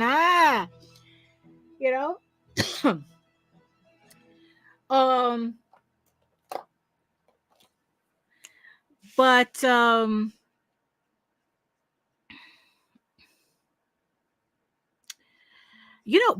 but there be people like commissioning pieces and never asking for sketches. And then wondering why it's like, and then like when they get the final piece, it's like, is this AI? It's like, yes, bro, it's AI, which you would have caught if you asked for sketches.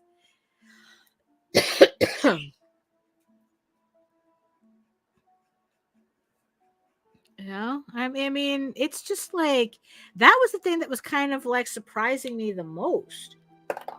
Like how trusting are you?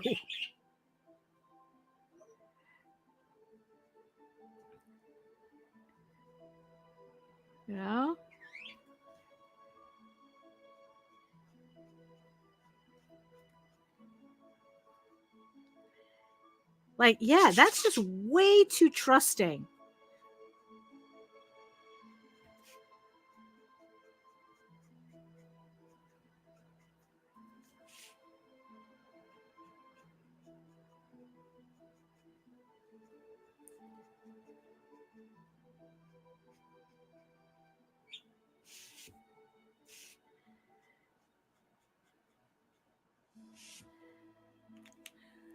Yeah. And HR, you're right. These people have no shame and no guilt. They only get mad because they got busted.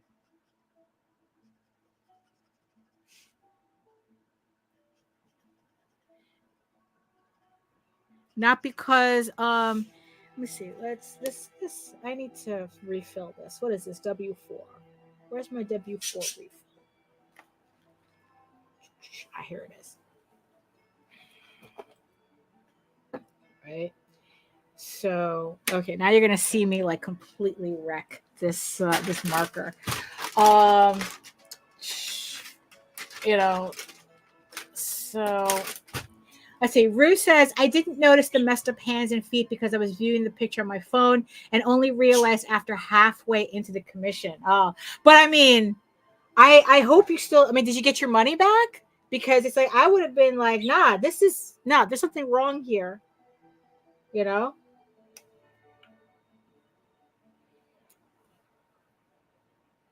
Yeah. So yeah, so I'm gonna completely, so I'm gonna fill up my, my marker here.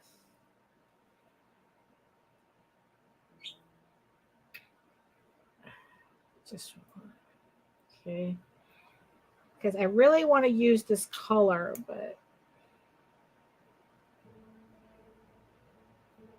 okay, I'm just gonna put in just enough to kind of like, so I can just finish the piece. So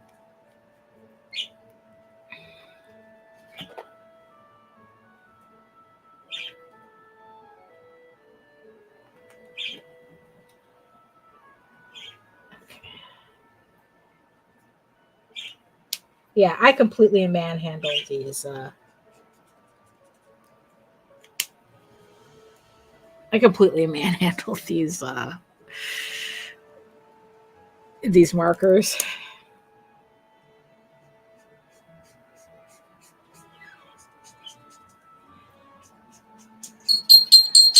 Let me see. Let me try it the other way. Because I know that there's a couple of ways that people fill up their markers. I guess depending on how quickly you need to use it.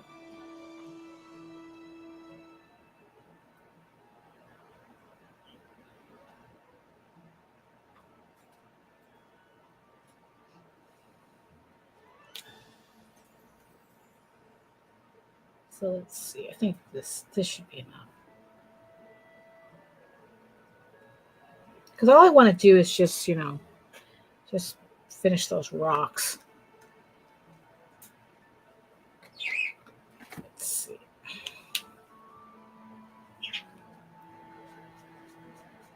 There we go. Okay, that's. I think that should do it. Yeah, there we go. Okay.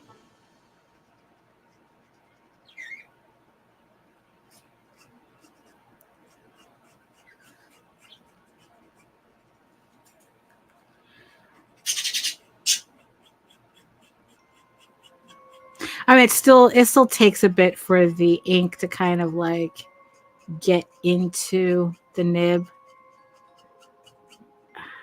but I think yeah, I'm pretty much getting what I want. I should have left that blank, but you know. Let's see, because because it's like I'm trying to imitate the that rock fade out that's in the painting. So.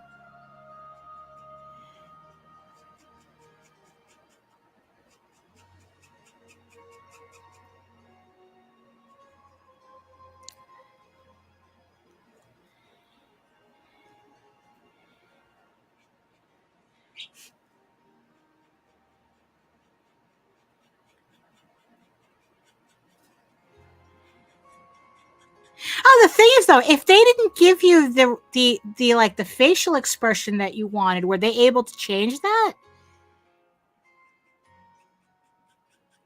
You know, or did you have to kind of like take the piece as is?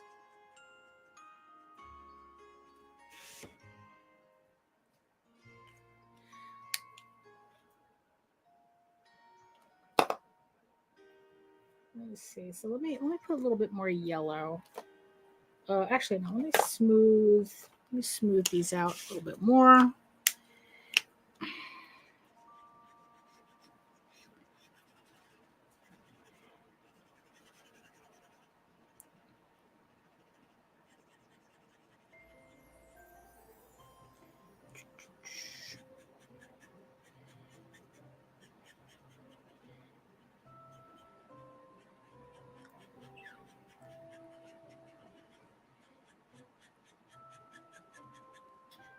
Oh, there we go. I mean, I think I don't know. I think we're kind of getting there, right? I think we're kind of getting there.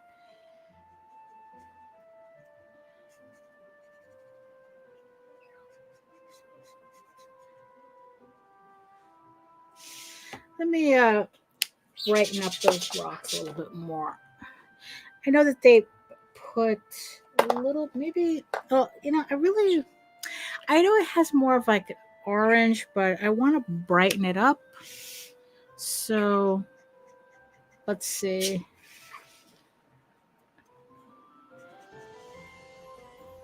So we'll just put a little.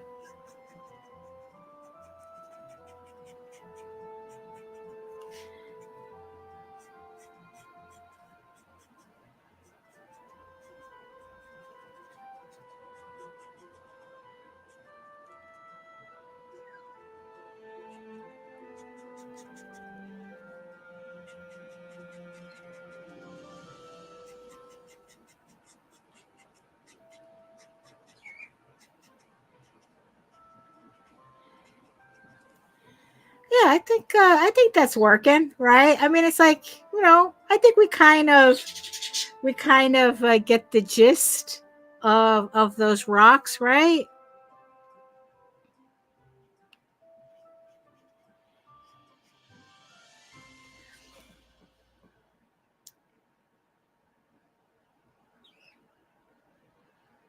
Mm. Yeah, so the green background is going to be a little tricky because it's like, okay, like how much Rue says I should have, but I didn't want the hassle. Oh well. Yeah, I know, I get that. I get that. You know, it's like, oh, because already like they have you feeling like shit for busting them, right? And then it's like, you know, it's yes. I mean, yeah, I hope you didn't spend that much money on it, you know. You know, so yeah. Again, it's like I have it right in front of me, but I'm looking at it on the screen so I can kind of get a better sense of it. You know, yeah. So now it's like so now for the background, it's going to be a little tricky because it's like, you know, we want to imitate that background, but in greens instead of yellow. Instead of like those, you know. Yeah, well, I am going to go in with some acrylic paint, you know, to kind of like, you know, give it a little, you know, to shush it up a bit. But yeah, you're right though. It's like at least with a colored pencil, I can get like some like texture, actual texture on it. Um I guess depending on how like, you know, like how far I want to take the piece. So, you know, so now it's like I'm just like mentally mapping out where the greens are going to be. So I think that this is where we should, let me see. So let's get our coal erase pencil. Let's get our red pencil.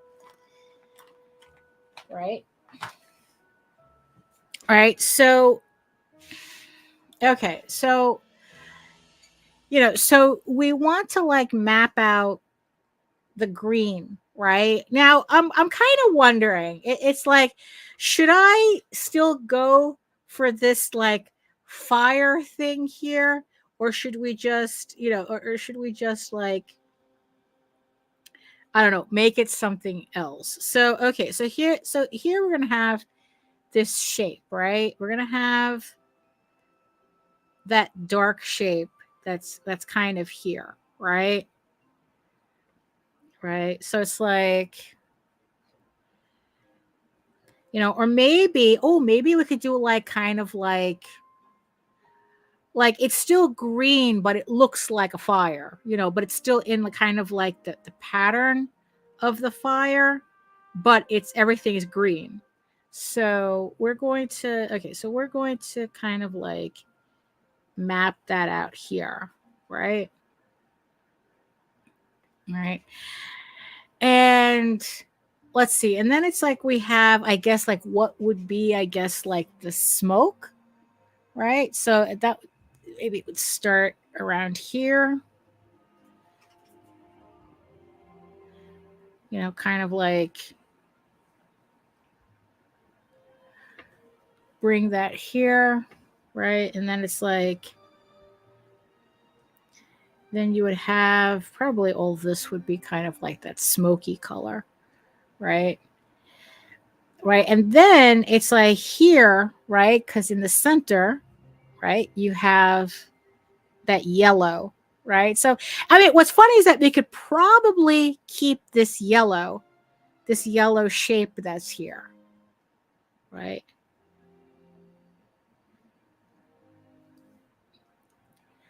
You know, oh, you know, it'd be funny. So, like, instead of having like a bird here, because you know, you have that bird shape here, right? So let's just put that in here for, right? Instead of having a bird there, maybe we could do something like, I don't know, one of the Pegasus ponies up here, just a silhouette, you know, here or something. I mean, it's like, do the My Little Ponies have a bird?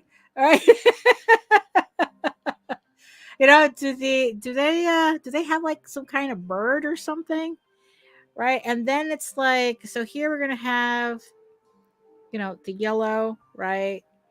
And then this is gonna be whatever shape we're going to put in. And like here's another one, right? And then, you know, so I think, okay, we still have some time left. So I think that after, what we could do is put in that yellow middle part here, because yellow goes with green. So we're you know, we're working, you know, so we're still working within that palette. And I think that it would help pop the you know, the character out more.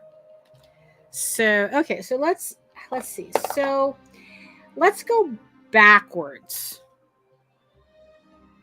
So what I'm going to do is I'm going to put down, I'm going to start with the lightest yellow I have, right? And let me see. I think, yes, I think I'm going to put that down here too. So yeah, so we're going to, you know what? Let me do that here too. We're just going to,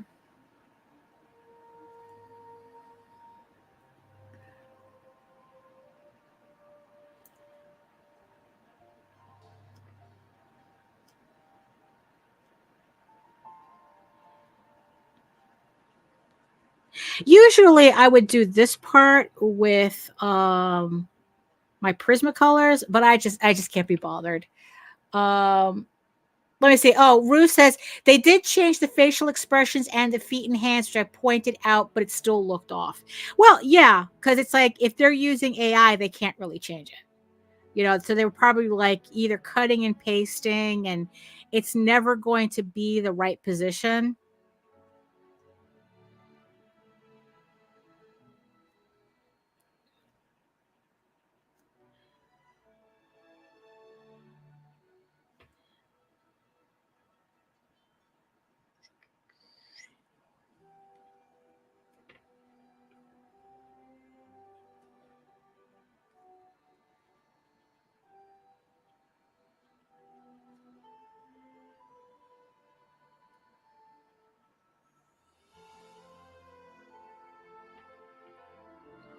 But yeah, because yeah, like I said, it's like usually for this part, I use my Prismacolors, but I just can't be bothered right now.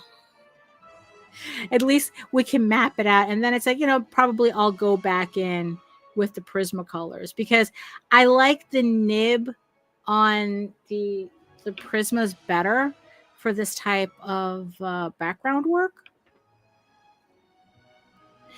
But hey, you know what? What we could do is we could put like the base colors, and then I can go back in with Prismas to blend it all together. So okay, so that's going to be our yellow. So that's going to be our yellow, right? That yellow part, right? So now let's see. So here's a pale green,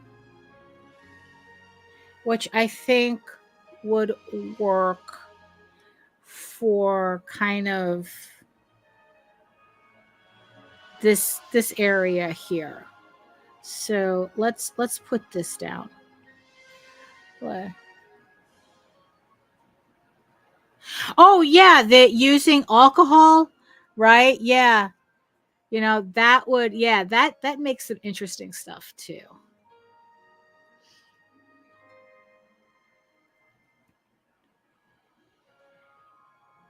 Yeah, you see, it's like there's all like these little techniques that we could just use just because it's like, oh, we feel like it, you know? While these AI idiots can only, you know, do what the computer has available. And even then, it's like those guys wouldn't even know to ask for that type of stuff. You know, that's why it's like, you know, they don't know what any of these artists what these words mean, you know? Yeah, right. Okay, so let's continue with this green over here.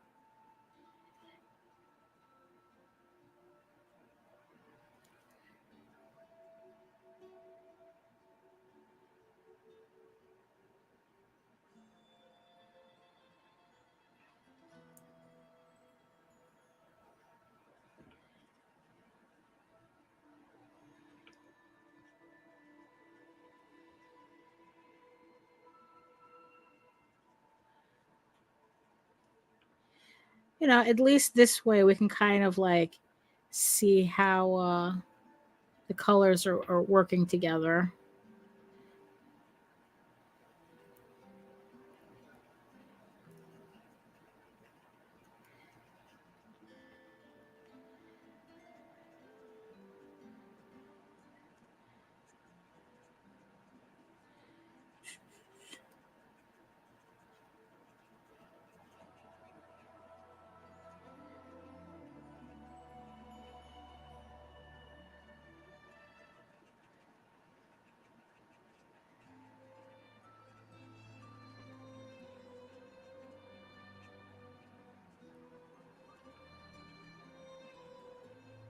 You know, it's really funny is that I never like I collected My Little Ponies when I was younger. You know, the OGs. You know, the Generation One ones. You know, but I really didn't have that much an affinity for them. I mean, I guess it's like it was just like I liked them because they were ponies, but you know, it's like yeah, and I watched the cartoon, but you know, yeah, I didn't really like. They're not my favorite thing, to tell you the truth. It's like they that's why it's like when the new cartoon came out, it's like everyone is like going like nutty over it, and it's like I just couldn't get into it. Like it's just like nah, that's not. But you see, I didn't even have to watch it. It's like I just like had no. I was like rather like it's like look, I could take it or leave it. Like I had like no like emotional anything to it. So I just like never got into it. Let's see. And then it's like let's take a darker green. So we're just gonna work our way up to the different greens. So let's see. So for this one, okay, so we're going to okay, so I'm gonna do this. Okay, so we're gonna go here.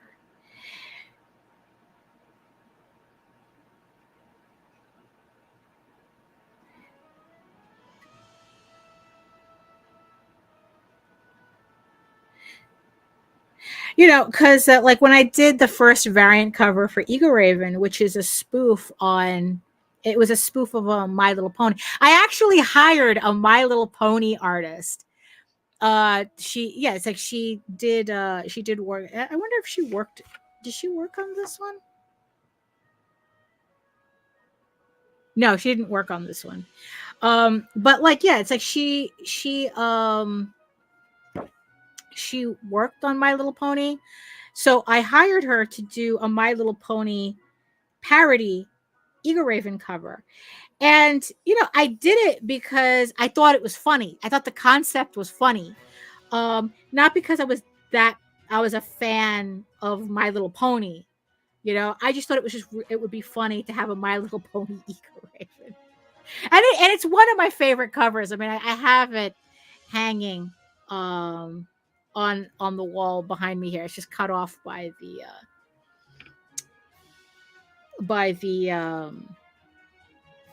it's the camera doesn't pick it up.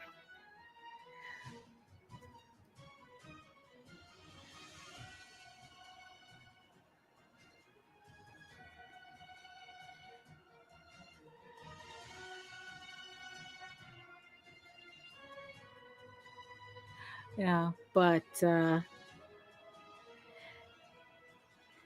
but in and of itself, it's like I wasn't that into it. I mean, it's like, which is just funny. I don't know. Like I can, it's like I think I could draw them pretty well, but as like a franchise and a fandom, it's like it really doesn't interest me.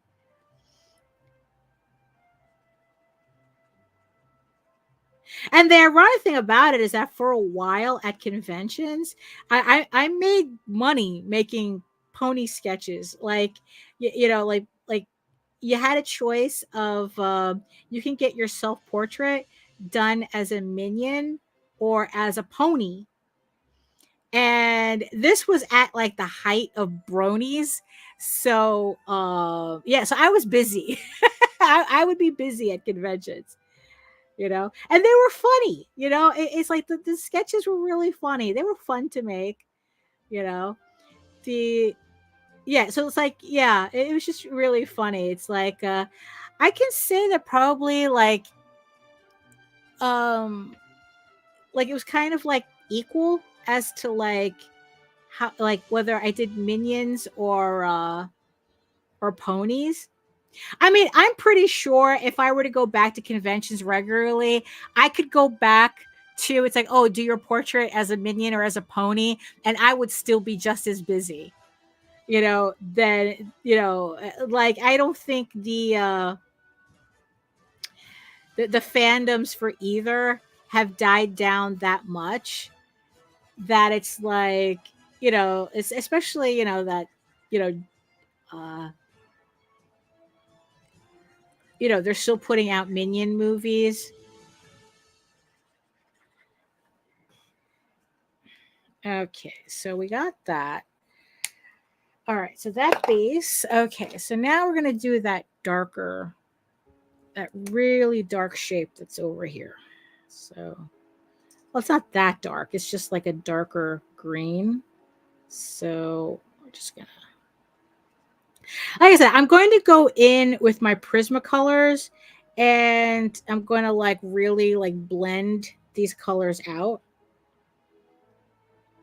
Because, like I said, the nibs that they have is a lot better for that, and because like they're all alcohol markers, the colors should blend without an issue.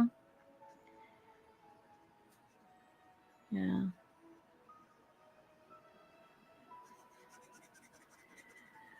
So let's see. So actually, probably this color should be darker. You know what? Like I'm gonna go over it with this dark one, because it's like if you look at the painting, it's like it stands out,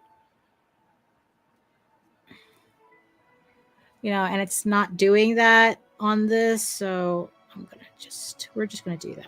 We're just gonna fill that in.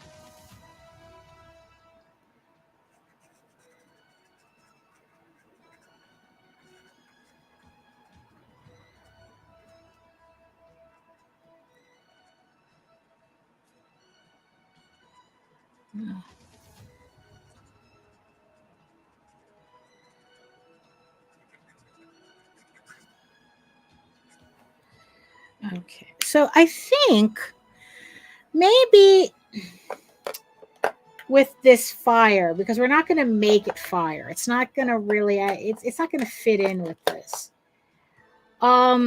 Let's make it kind of like a reflection of this somehow. So I'm just going to like,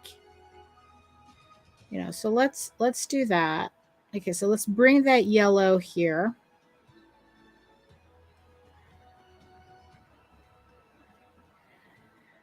Okay.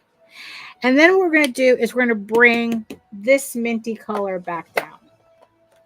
We're going to bring that here.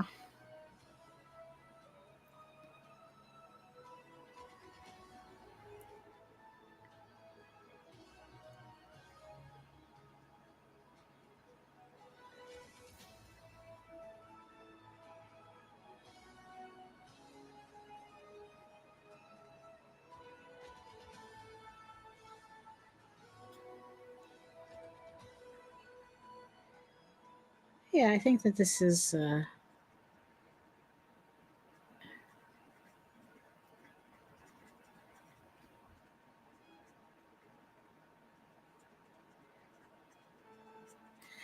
Okay. I mean, that background is in its ugly phase now. Yeah, HR says, I avoid sticky markers as much as I can. They aren't good for the health. No, I remember back in high school, we used to use something called design markers. I forgot who made them. And they were alcohol markers, and holy crap, you could just get high just taking the cap off. Like, you didn't even need to have it near you. Like, you could tell when somebody, like, everybody used these markers in school. And oh my God, the smell of them was just like, yeah, they were like heavy alcohol markers. And yeah, it was, yeah, yeah, you would get a headache. Yeah, these, they don't smell.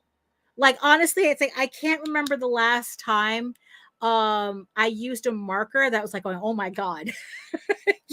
It's like, you gotta air this out.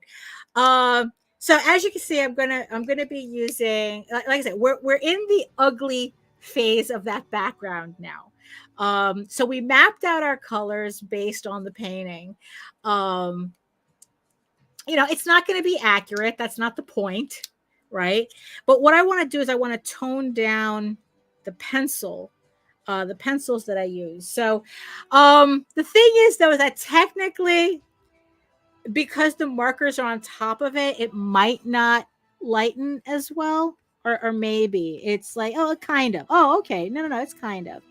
Right. So the thing about using a kneaded eraser is that, you can kind of like smush it, right? And it's not, and it's not going to like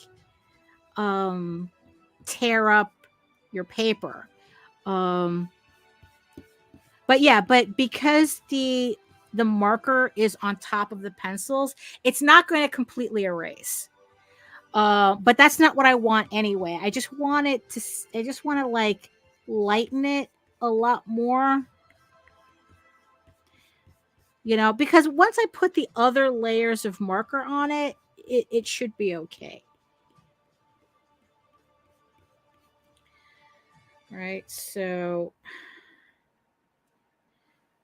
so then,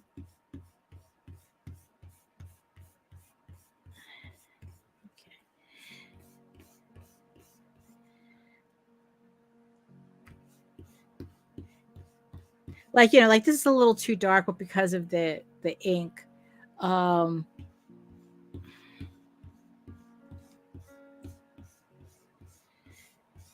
it's not going to fade out as much as I want, but it's fine. It's fine because it's going to get like I said, it's going to get these lines are mostly going to disappear once I put the color on them. The rest of the layers. Let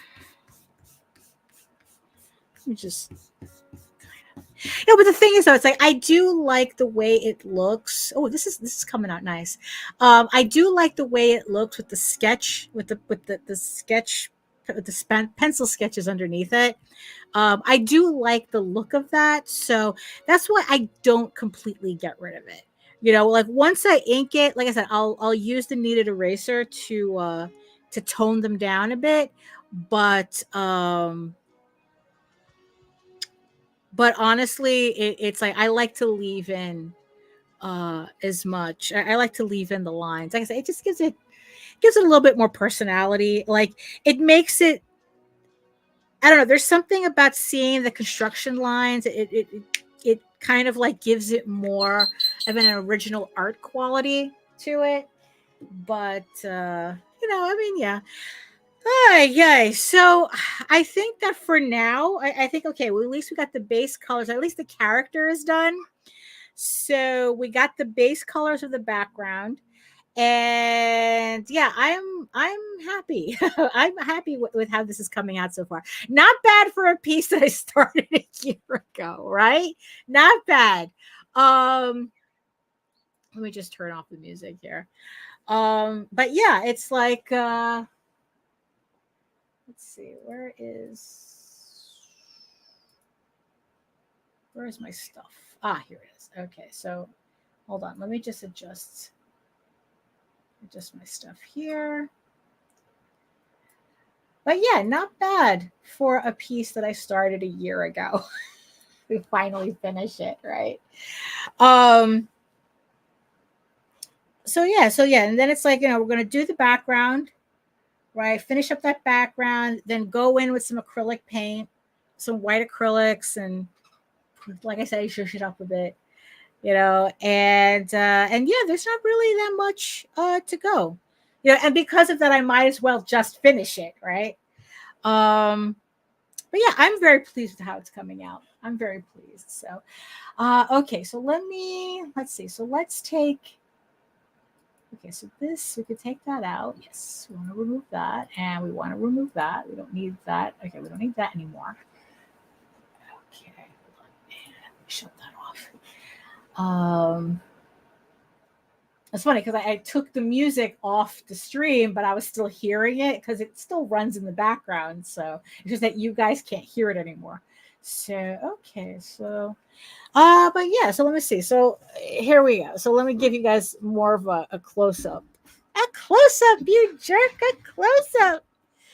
Yeah, so so yeah, so that's what it's like. You know what? I think that came out a lot better than I expected. I really like the way that came out. I'm really feeling this. You know what? I am very happy. I decided to work on this piece. I'm liking the way this is coming out. You know, but yeah, it doesn't have that much to go. It's just figuring out that background.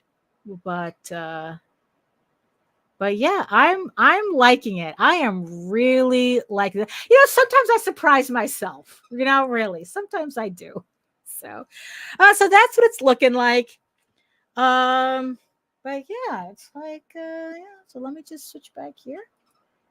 Oh, okay. Oh my gosh, my thing is all the way. Gosh, how did I have this? I'm well discombobulated here. What the heck happened? Oh, my camera. I have to center my camera. Okay, there we go. There we go. Oh, okay. All right. That's what's going on. All right, there we go. Oh my goodness. So that I'm very, very pleased with myself, if I do say so. You know, I really do like the way this piece came out. I mean, I wasn't expecting much of it, but it's like, oh my goodness. You know, it's like, hey, you know, that really did. I was very happy that I was able to match the markers. You know, like I said, it's like it was in a drawer all this time. So it wasn't affected by the office. So the colors are still good. They didn't fade. The original colors didn't fade. So, you know, everything matched. So I'm very happy with it. You know, and yeah, and I hope that you guys enjoyed watching me work on this piece too. So yes, where was I? Where was I? Where am I? Where am I? Okay, here we go. All right, so there we go. The screen's back to normal.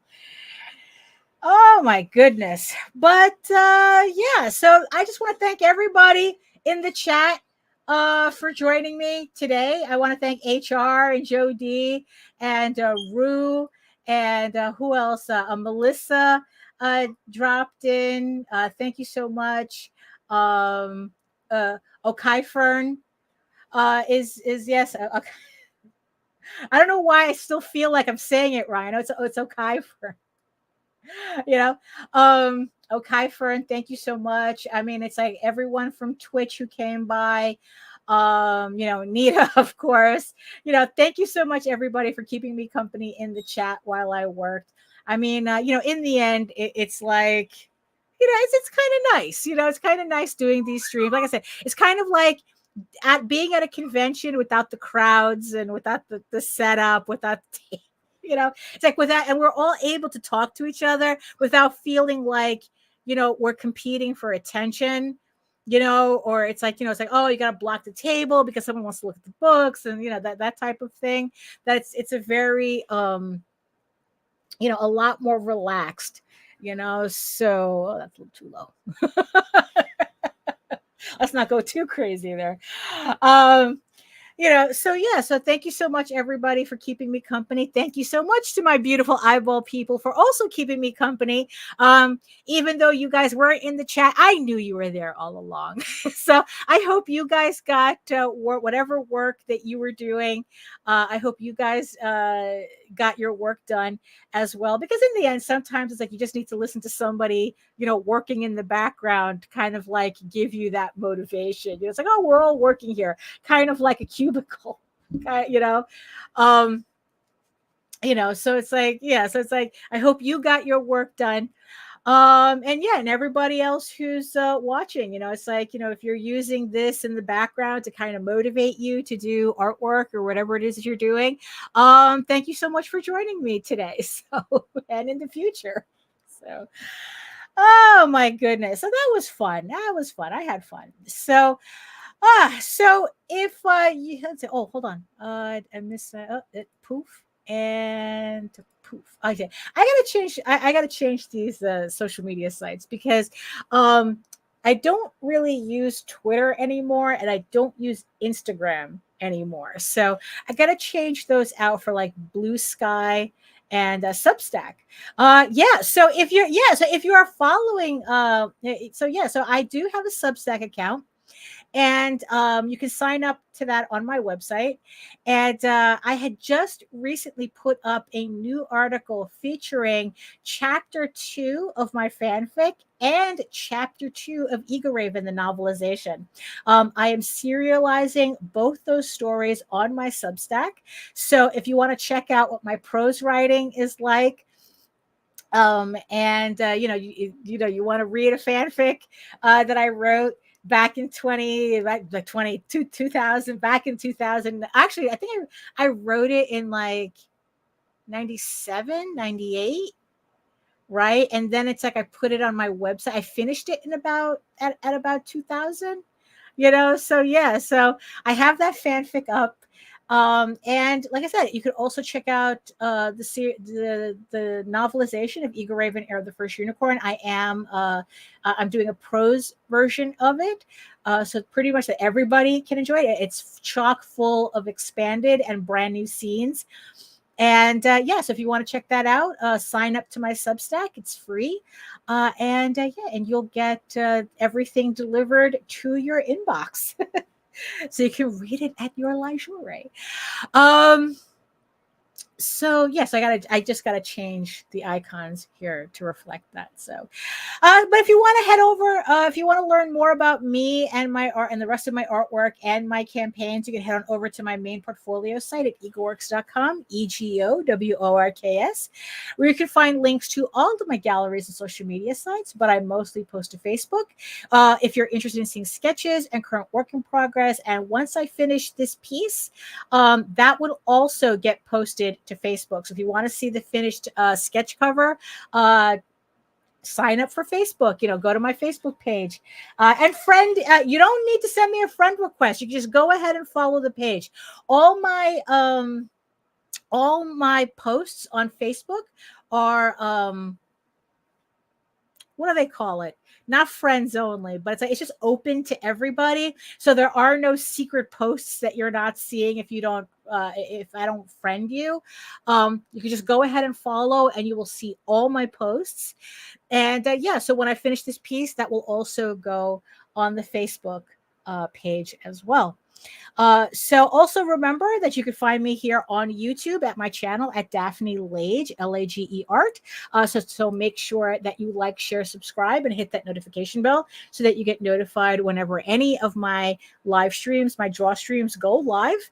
And I'm also simulcast through the Indie Comics Network. So make sure that you subscribe to them as well. And you can get notifications for all the other shows that are also on the Indie Comics Network as well, hosted by Nita Lanning, the hostess with the mostest on the Indie Comics Network.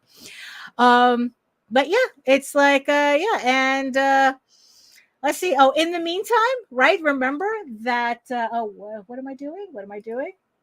Right. So remember that EGORAVEN, Heir of the First Unicorn, it's in his last hours on Kickstarter. This is for EGORAVEN Volume 2 of this 15-issue series. It collects issues 5 through 8. If you missed Volume 1, that is also on this campaign as well. So you can pick up all the books that you missed from the previous EGORAVEN campaign. You can pick it up along with some exclusives that are only available until this campaign closes on Friday. The exclusives, they're only going to be made to order for the campaign. So if you want to pick up some of the exclusive covers or the exclusive postcard sets and sticker sets, head on over to the campaign. Link is in the chat and in the show notes. Like I said, it closes on Friday. So thank you so much to everybody who has pledged. And if you haven't pledged, maybe you'd like to read it for free.